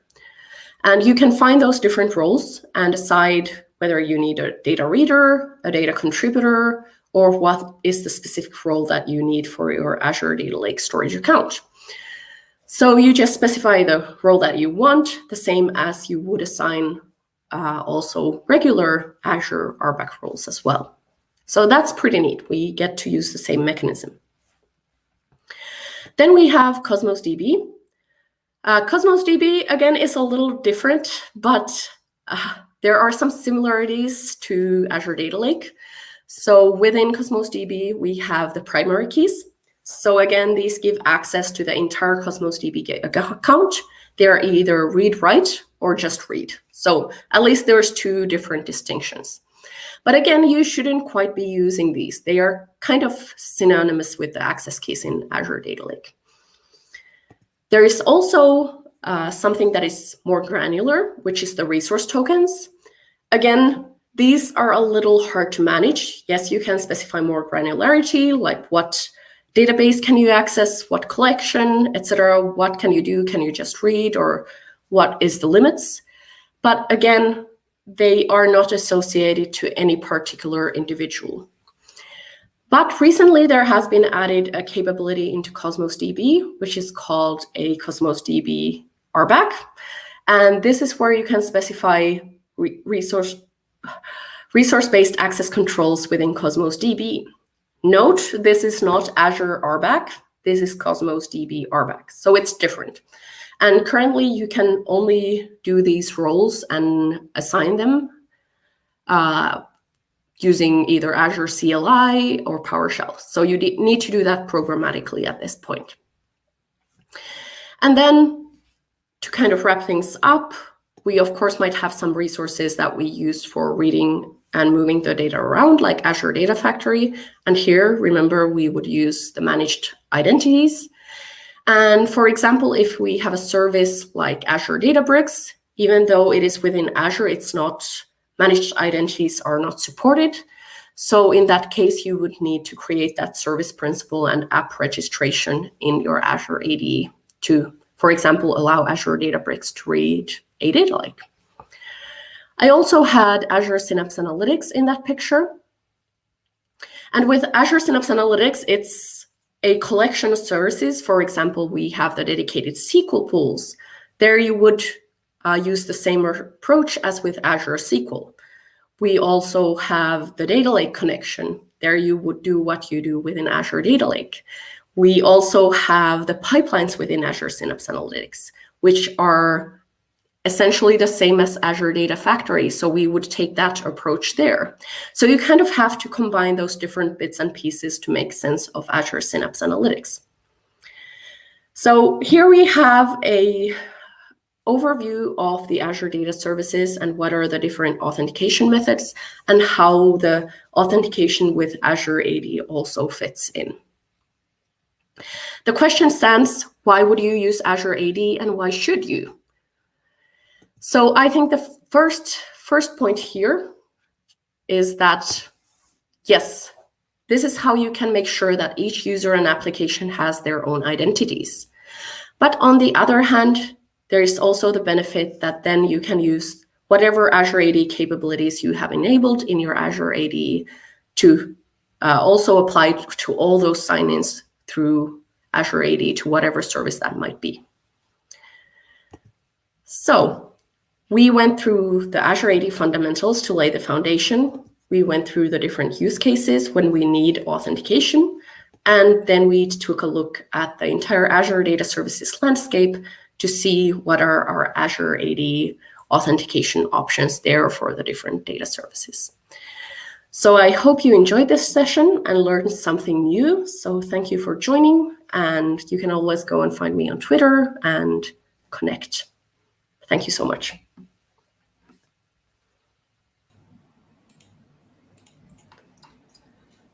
All right, Heidi, that was absolutely amazing. As always, more than your session, I really love your presentation, which I also see people really loving it. Let's take a couple of questions, starting with Sarvaram, if I say that right. Perfect. It is, can we integrate Azure AD with Azure SQL or Cosmos DB? Yes, I think that came in the last picture. So we do have Azure AD authentication in Azure SQL. You do need to configure it separately. So you do need to have that Azure AD admin in there. So without that, you are not able to do it. So you have to start with that, and then you are able to assign the other roles. But you need to use the same method as with regular SQL users. And then on the Cosmos DB side, yes, you can use those Cosmos DB RBAC roles. I've been actually using them in my latest project, and they work really nicely. So I recommend that, even though it's still in preview. So keep that in mind. I shouldn't say to recommend it, but it has been working well for us. All right, so let's move to the next comment. It's by, okay, this is a thanks, I really like your drawing. Awesome to hear. The next one is by Ritesh. Ritesh is saying, can we, and these are all Indians, I wonder, Heini, at my place, it's 1:50 a.m.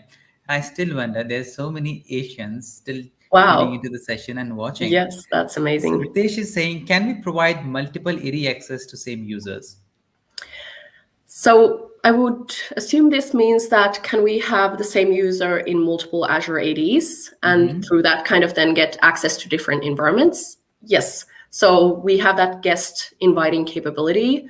So for example, I could be invited to a customer Azure AD tenant with my company account, the Polar Squad account. And then I could just use that account to work in their environment and maybe in another customer's environment.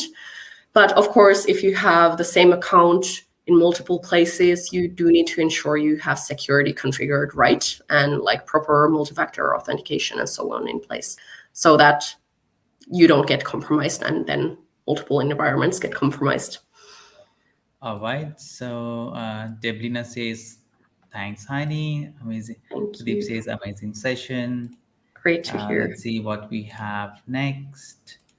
The comment keeps on pouring. Bilal is asking why we need to use different identity methods. Why not we'll use Azure AD for data services?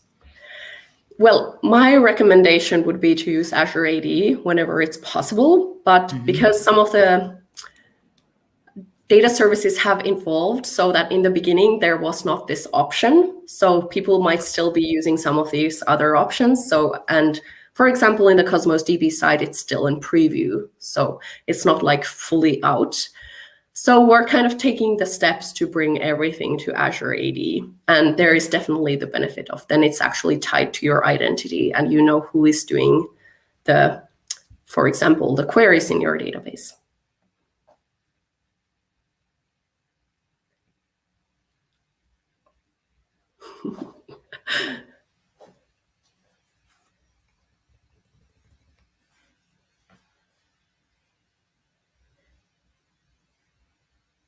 Sorry, I think I lost your sound. Oh, no. That's my bad. Okay. I was like, what's that? All right. Okay, Marco is saying, how much does it cost to use Cosmos DB? I believe it is free to get started, isn't it? Some gigs they give free. Yes, there is a free tier. You get 400 request units, I believe. Wow. That's enough. It's actually pretty good. Like you can run a demo and things like that on that. And we even run a test environment on 400 RUs in a case, and you get quite far with it. But of course, if you're gonna like have a massive geo-redundant application, then it might not be enough. Okay. So I think, it's free. You can go ahead and get started, and it works like a charm. Nice session. We can next slides. Okay. Awesome. Hi, Heini. Why app registration is required? Yes. So if you don't do an app registration for a service, then there's no identity for it in your Azure AD. And then if you go, for example, to assign an Azure RBAC role, then you cannot assign it to anything. So that app registration is really telling your Azure AD, this is the application. And then you have an ID for that, and you can go and find that and either assign it to Azure RBAC or even assign it to the different methods that we had for the data services. So it's just that way to find that specific application. And for the managed identities, that kind of gets created for you behind the scenes, and you don't have to care about that. So the managed identities are nice in that sense. All right, Heini, I know there's still at least 15, 20 questions that we cannot answer it. And I know, what time is it at your place, actually? It's too late, right? It's dinner time. It's 11:20 now, so... 11:20 night? Oh my goodness. Yes, so I could feel like a little break in my thoughts somewhere, like, okay, during daytime I wouldn't have this, but... I'm sorry to get you that time. Usually I'm very, very much precise to get the speaker session. I don't know how I messed up with yours. I'm really sorry about that. Thanks, Heini, once again. Thanks for your time. Really appreciate it. Any final thing you want to plug in before we move to the final session of the day? Nothing specific. Just enjoy the last session. All right, Heini, and I'll say it again. If there's any time you feel like you're going to create a course on how you make your slides, I'll be the one buying your master class. You can bet me on that. All right. I'll have to think about that. Maybe there are many people who love it. All right, Heini, thank you so much. It's night. Good night. And thank you so much. See you soon. Thank you. See you. Ta-da. All right, with that, we move to our final session of the day. And I'm really, really excited for the final session because our next speaker, before we move to our next speaker, it has been, the first day has been the 4 days of the event, but the following next 10 days are going to be somewhere between 10 to 12 days of this summit. So the first day has been a sneak peek on what it is going to be the next 10 days. And I still see about 800 to 900 people watching this summit. So I would suggest that it's gonna stop very soon, but please come back tomorrow because we have many more interesting sessions. Having said that, let's go ahead and move to our next session. Our next session is on 5 ways to increase your model performance with Pytorch Profiler. We have coming up Sabrina Samai. She is a product manager at Microsoft. I don't know if she was a micro-student partner, but I definitely remember back in 2000, I don't know, 14, 15, she was a hackathon queen. She went to every single hackathon and she won it. Then she became a Microsoft AI MVP only for a brief time to join Microsoft full-time. And I'm really, really excited to meet her for the very first time. So without any further ado, let's invite our final speaker of the day, Sabrina.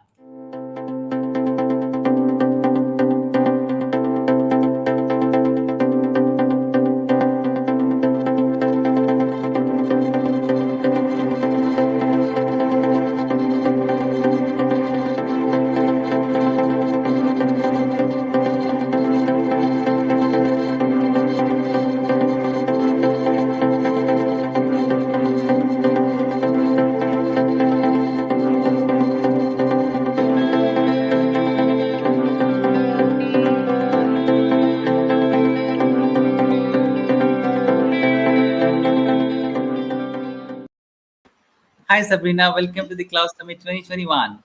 Awesome. Thank you so much for inviting me, Simon. It's nice to finally meet you in person. I've seen you online pretty much making all these amazing YouTube videos on ML and just like getting to meet you in person.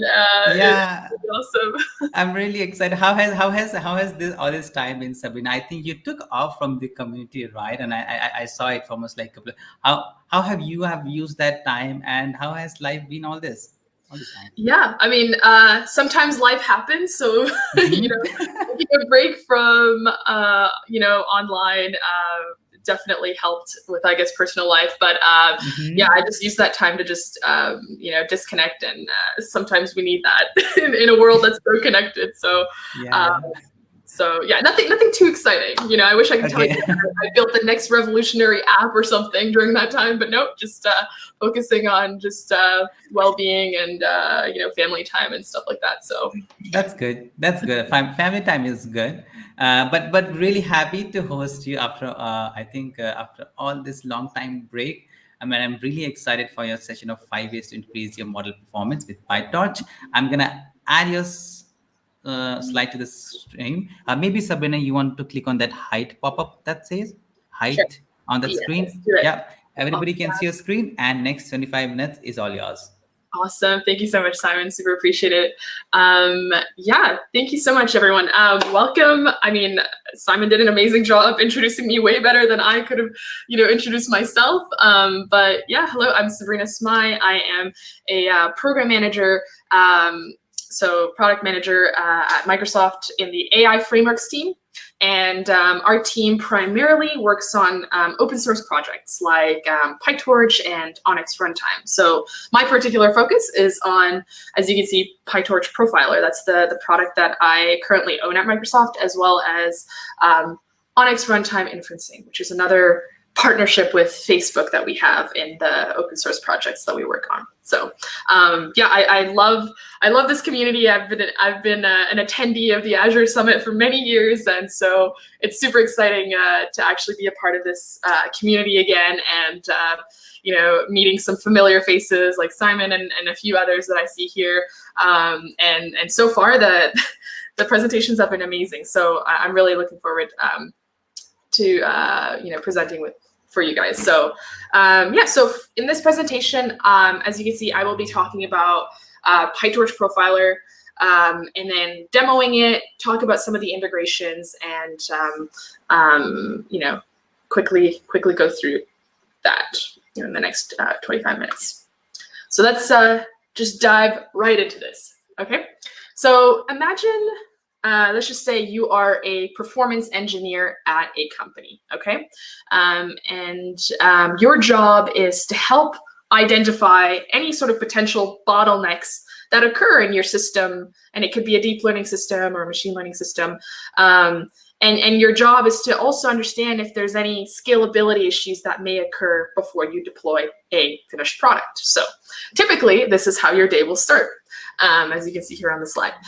You'll begin by running your deep learning model, and then you'll capture some traces along the way. And then in order for you as a performance engineer to optimize your deep learning model, you need to gather the profiling results and then analyze them.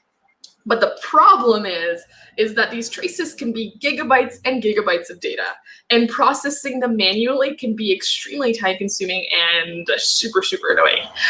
So once you've identify the changes that you need to make to slightly optimize it, you'll have to rerun the machine learning model, deep learning model again to check the performance. And if the performance is great, then hooray, like your job is done. You can, get yourself a celebratory beer and, you're done for the day. But if that's not the case, then you'll have to restart, go back to step one, recapture, a profile, gather the results, find out the reason for the bottlenecks in your deep learning system, try to fix it, and then start the process over and over again. And you'll have to repeat this pretty much an n number of times until your performance is satisfactory. So this is a typical, day as a performance engineer, and you can imagine how extremely exhausting, tiring, and annoying, and just frustrating it can be. So here at Microsoft, we actually partnered with Facebook to bring performance engineers, data scientists, framework engineers, or anyone looking to optimize their Pytorch models, a tool to allow you to automatically process your traces, analyze them, and then provide these automated performance guidance for optimizing your machine learning model. And that tool is called Pytorch Profiler. So I'll actually go over the new release of Pytorch Profiler that came out a few months ago. And there will be a new release that's coming out in the next 2 weeks, so look out for that. But for now, we'll be covering the current release of Pytorch Profiler and how you can start leveraging this performance tool.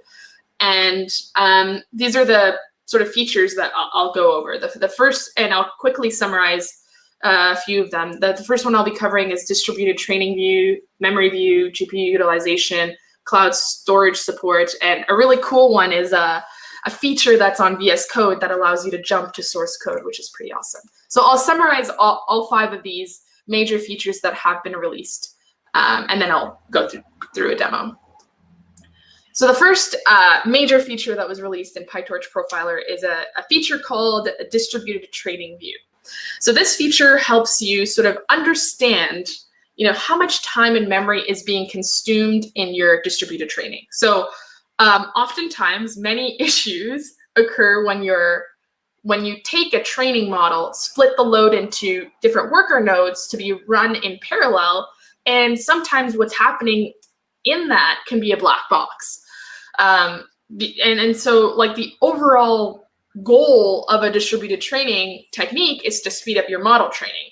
So it's going to be very difficult to diagnose, your distributed training without a view like the one at Pytorch Profiler that will help you diagnose and debug issues within individual nodes. That's the key that makes this tool pretty awesome, is that I'm so sorry.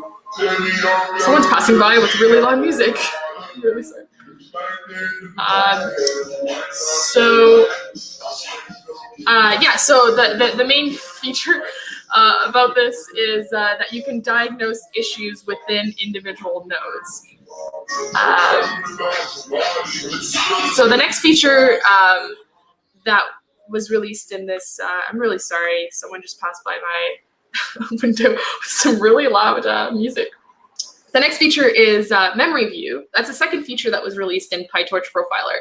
And this view allows you to understand your memory usage better in your model. So this tool can help you avoid the very famously pesky, and I'm sure, Simon, you can attest to this, the very famous out-of-memory error that we all sort of experience when you're running, your machine learning, deep learning code. And so this memory view allows you to avoid these errors that relate to memory by showing you the active memory allocations at various parts of your program run, which is quite useful.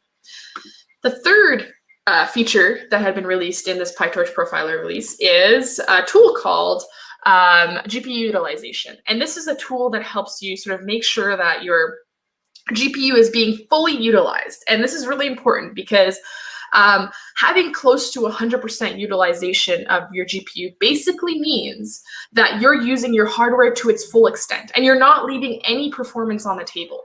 Oftentimes, you'll see that if you run a GPU utilization tool like this, you'll see that your GPU utilization is around 20%. And that just means that you're leaving 80% of the performance on the table and you're not fully using your hardware to its full extent, which is not great. The fourth feature that was released in Pytorch Profiler is called Cloud Storage Support. So there's a TensorBoard plugin for our Pytorch Profiler, and you can now officially read profiling data from, blob storage, Amazon S3, and if you're using Google Cloud Platform, that's something that you can definitely read your profiling data from, which is quite useful. And then the last feature that had been released in Pytorch Profiler is something called Jump to Source Code, and this is personally one of my favorites tools, and this is a feature that allows you to visualize your stack tracing information on TensorBoard. So let's just say you have a list of stack tracing information, and if you were to click on one of the stack traces, it will jump directly into your source code where the bug is. So this is really helpful when you're trying to quickly optimize, iterate through your code based on that profiling data results. And I'll actually show you a quick little video of how this jump to source code feature works. So this is TensorBoard. And you're able to see that there's a list of stack tracing information here. And if I were to click on one of the stack traces, it jumped directly into the source code in Visual Studio Code of where the bug was. So now I know exactly where, how to optimize my code based on the stack tracing information that I got, which is quite useful. Oops. So how do I get started? The first is doing a pip install of, this is something that I would encourage many of you to try out. Just on VS Code, do a pip install of Torch TB Profiler, and then you're able to try out these 5 features on how to optimize your Pytorch models to be able to visualize some of the memory allocation, some of the GPU utilization. Just doing a simple pip install today, you'll be able to see if you're using your GPU to its full extent, or are you leaving, performance on the table. So you'll also need to import as you can see on the code on the right, you also need to import the Torch profiler in your code. And then the third sort of step, and again, this is pretty easy to use Pytorch Profiler, you'll need to set up the Torch Profiler context. And this is where you'll be turning on what you want. You'll be turning on whether you want GPU profiling, whether you're doing distributed training view and you want to diagnose individual nodes. And that's where you're setting the context in this context manager area here. And then the last sort of step is in your for loop where you're actually doing the training run, you can actually call this p.step for the profiler step. And this is where it will collect all the inputs, and then the traces will be pretty much ready, and then the output function will be called. And so the traces will be saved in a Chrome trace file, and then you'll be able to visualize them in TensorBoard, the TensorBoard plugin that I had showed initially. So let's actually switch over to a quick little demo. Let's see. Oops. Switch over to a quick little demo to show you how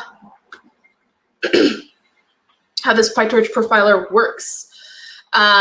So the first feature that I'll go over is this memory view. And memory view is, like I said, an added feature in this release that allows you to understand the time and memory consumption that you have that may cause bottlenecks in your code. So an example is an error that I had mentioned, out of memory error, which is an issue. And so this memory view over here essentially allows you to see which operator exactly by the name is contributing to your high consumption of time and memory. And you can toggle between GPU or CPU. And you can see how many times this operator was called, you know, the size and some of the allocation counts. There's a lot of information, and you'll be able to see if one is you know, really high in time and memory, then, you know, perhaps reviewing that operator and try to optimize it will be the way that to help with that bottleneck. The other feature, the next feature that I'll show is the distributed training. So this is actually, you know, so perhaps let's just say, you know, speeding up your model training is your goal. So you conduct something called you know, distributed training. So, but many of you already know that debugging can be really complex and really hard to diagnose without a distributed training view like this. So you can observe issues actually on individual nodes. So you can see some of the information on each node, and each of these views that you can see here provide you all different types of information that can help you diagnose the reason for your bottlenecks. So let's just say that you know, for example, this view over here, this computation and communication overview, if I were to look at this and I were to observe the overlapping time of if one overlapping time of one worker is larger than the other, as you can see here in the right, there's a huge deviance, then perhaps this may suggest that there's a workload that's not being balanced, or one of the workers is being a straggler, like potentially this worker is being a straggler, which is an issue that needs to be corrected in your code. And so these are all different types of information you can get. Below, there's actually a communication operations statistics, which is a table that allows you to see some detailed statistics on all the communication operations in each node.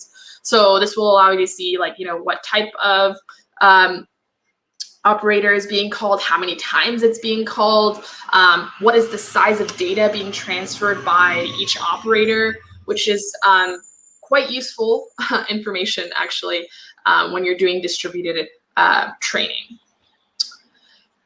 So, you know, sometimes performance issues are beyond memory and beyond node level issues in your model, and perhaps you need to observe issues on the GPU level at each step. So this is where the GPU utilization sort of comes in, okay?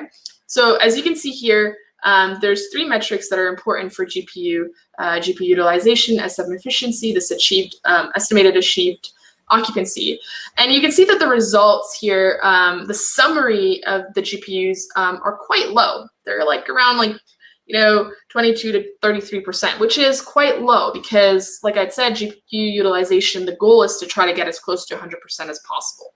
So if you were to, you know, run a ResNet 50 model, you know, with batch size of 4, which is, this is the run, you know, imagine you're running a ResNet 50 with batch size 4, and this is the results that you get. Obviously, that's quite low, and there is a bottleneck, you know. So, and there's many reasons for potentially why the GPU utilization is low, and I can get into that later if you guys are interested. But there's clearly a bottleneck.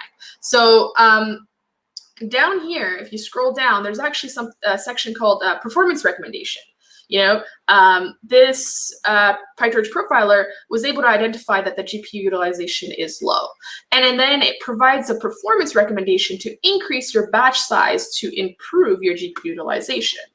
So this is an automatic performance recommender just based on your results of your ResNet 50 batch size 4. So I will go ahead, and the next run that I will do is run my ResNet 50 model with batch size 32.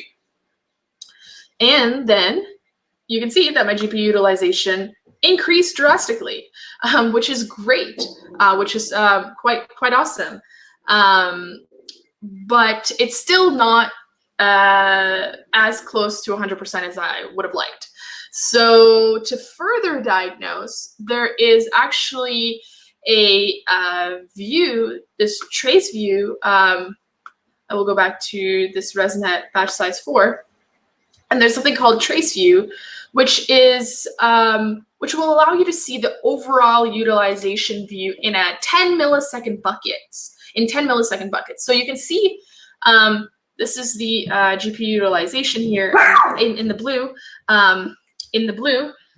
And so yeah, you can see that the GPU utilization in the blue, and we were to observe sort of the overall trends here, and you can see that over here there's actually an unusual dip.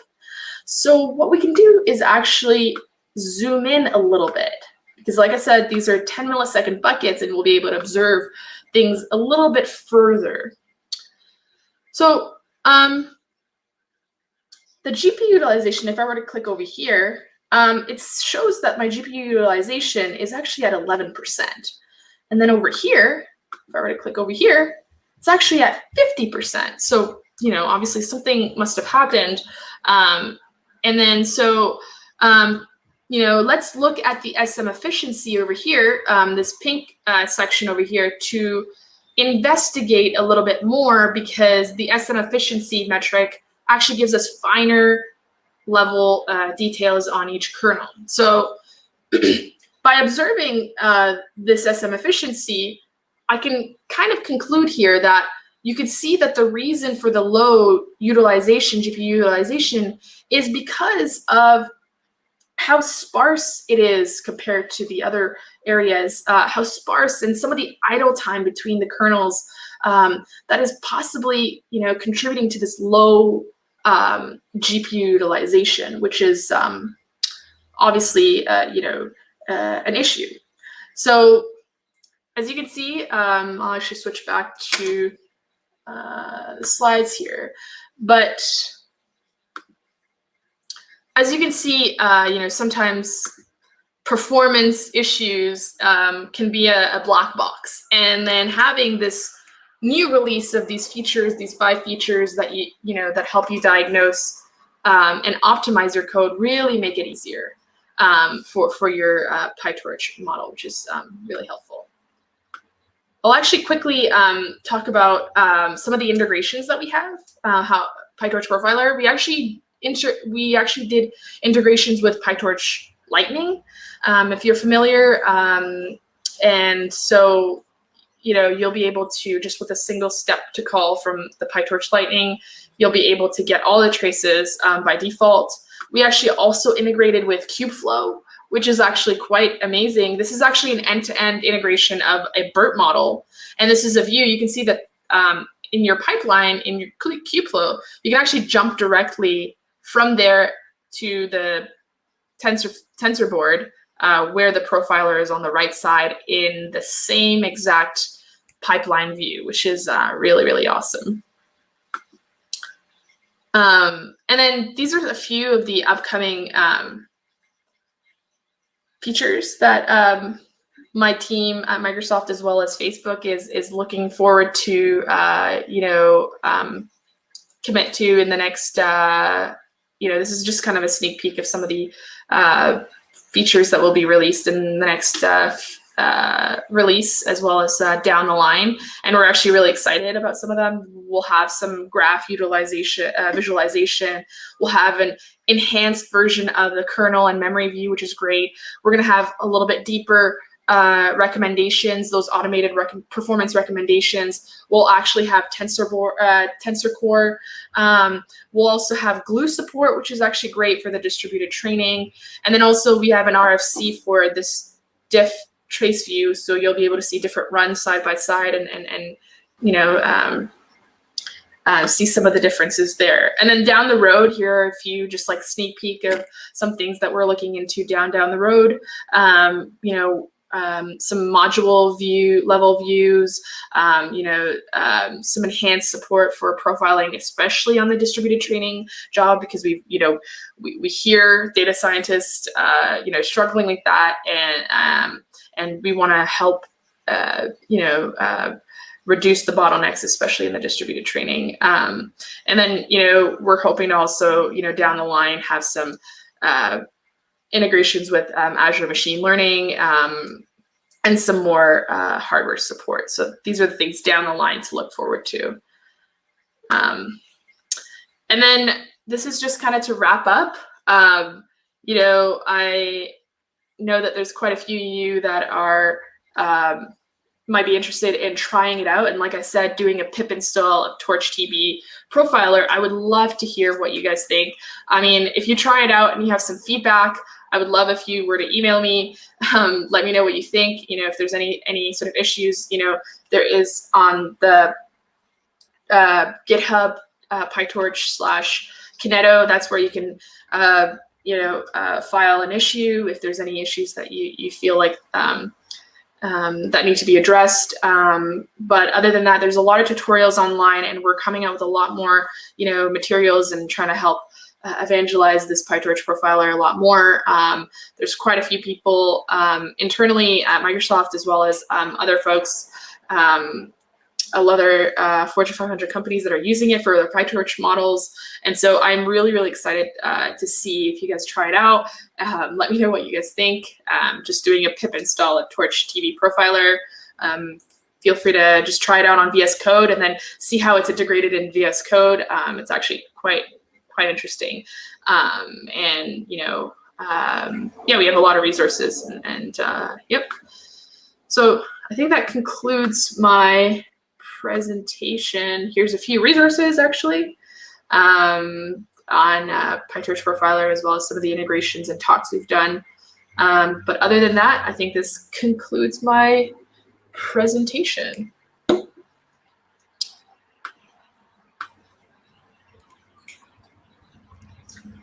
Wow, Sabrina, that was absolutely amazing. I mean, you have gone very far. Here, I'm still figuring out y is equal to mx plus b. I'm still in that stage, don't worry. Sabrina, a few things I really loved. I think for people who watched this session for the very first time, who didn't hear about this profiler, to them it may look like it's an exploratory data analysis for your machine learning models, right? You go ahead and you get all insights of CPUs, and you also did share that you get performance recommendation. So definitely some AI happening over there. So that was an absolutely amazing session.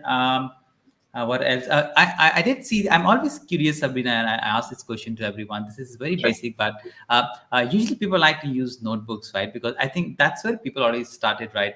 Jupyter Notebook started from data science, then it moved to SQL, it moved to this .NET ecosystem. Now everyone uses it. How often do you use Jupyter Notebooks in your day-to-day life? Because I see when people kind of work on the production, they would like to write entire script rather than using the notebooks. How do you use, or do you even use notebooks? Yeah, I mean, I was previously in a data science team, and all we used was notebooks. And so, so for me, it was just notebooks was all that we were using. But now that I'm moved to like program manager / product manager, definitely doing a lot less, experimentation and building machine learning models from scratch and whatnot. So using a lot more scripts, just because we are more on the optimizing performance as opposed to just building the ML model. But I would say just previously, because I had just moved teams like around 3 months ago, we were mainly all using Jupyter Notebooks for pretty much all of our, even some of the production scaled workloads that we were using, but we did have to convert them into scripts afterwards. But for experimentation and as the beginning stages, Jupyter Notebooks are just incredible. But when it comes to the production side of things, it would have to move to scripts and not fun interactive. But yeah. Jupyter Notebooks are cool. A quick question: did you ever work with Ronglu team anytime? No. No, not really familiar with with who that is. All right, never mind. A quick question, Sabrina, before we end up the day, right? I have hosted many program managers, many product managers, right? Senior program managers. Everyone has a very different day schedule. Like, how does your typical day look like? Oh wow, great question. I mean, it's funny because after going from a data science team to program manager. Mm-hmm. My schedule has changed drastically. I mean, I have greater respect for PMs now that I'm in this role, and I keep telling people, for data scientists, like you should do like similar to take your kid to work day, take your dev to work day for PM, just so that they can experience what it's like. It varies a lot, and so my team is all primarily in China, and so I end up working with the US folks during the day, and then take a little break for dinner, and then I end up working pretty much another like let's just say like half day after dinner essentially. So it just my team's all in China, so being able to accommodate for their time zone as well as the US folks, so it's kind of a long day. I would say. Two very different time zones, I would say, right? China and US, two very different time zones, morning and evenings, nights actually. Having said that, now since we have moved to a PM position, I expect you, Sabrina, and I request you to be more active on social media and in the community. Yes, change for sure. Yeah, I was definitely super active on social media, making videos and content vlogs. Definitely. I even remember the project. I think if I'm not wrong, you made some NFC projects. I don't know, but you're spot on. Oh my goodness, that's awesome. So those are good. I think were you an MSP then, Microsoft I was. partner? Yes, I was. Maybe that's how we connected, right? Then we had Yammer groups and all. Maybe Facebook was a big thing then. And I did see your YouTube channel pretty much like start off with like a few views, and then look at you now, just like a rocket ship. No. It's exciting to see where you are at now. So I'm really happy to connect with you, Sabrina. When I received an email from you, I was like, okay, I got you, but it took you a while to get who I was, right? So, but I was able to get, hey, Sabrina. Email, so I was pretty happy about that. Sabrina, that's it. I think we'll wrap it up. Any final things you want to plug in before we wrap the day one of the summit? Yeah, I mean, I would just say I'm really excited for everybody to watch some of the other sessions. It was a huge honor to be joining this Cloud Summit, and I hope everybody has an amazing time. And feel free to shoot me an email if you are interested in providing feedback or just connecting. I'm, like Simon said, I'm gonna get back into being really active in the community. So really excited to hear from you all, and amazing work, Simon. I'm really excited about the work that you've been doing. So good luck, everybody. Thanks, Sabrina. Thanks. Have a nice day, and we'll stay connected. Right, we'll stay connected, and have a nice week ahead. Thank you. Ta-da. Bye. All right, take care. Thanks. Bye-bye. All right, with that absolutely amazing session by Sabrina, we now move to the final. It's not final. It's the final session of the day, and I think that's the closing note. I don't know what I'm going to do in the closing note. It has been an absolutely amazing day. 4 hours. 4 hours is just, I would say, it's a very teaser of what lies the next 10 days. We have more than 120 sessions, 150 speakers, and almost streaming like 12 hours each day. So it's going to be a really long day. So today you did learn about Pytorch Profiler, which was absolutely great, something new. To be honest, even I have not worked a lot. I didn't confess on the live stream. You did learn about Azure AD by Heine. Then you also got to learn about how you can build low-code applications. Then there was some Cosmos DB and React by Olena. Then Serverless by Frank. Then how you can actually go and introduce Azure to your environment, starting with an absolutely great keynote by Magnus Mårtensson, who's the regional director, and Holly and Isi with the welcome note. So this day has been absolutely amazing, but I still see many people are watching in. So what I want everyone to do is to visit Azure Summit.live website, and there we're going to put the YouTube code for the day 2. So please visit, or you can just search Cloud Summit on YouTube. You'll find all our all our URLs over there.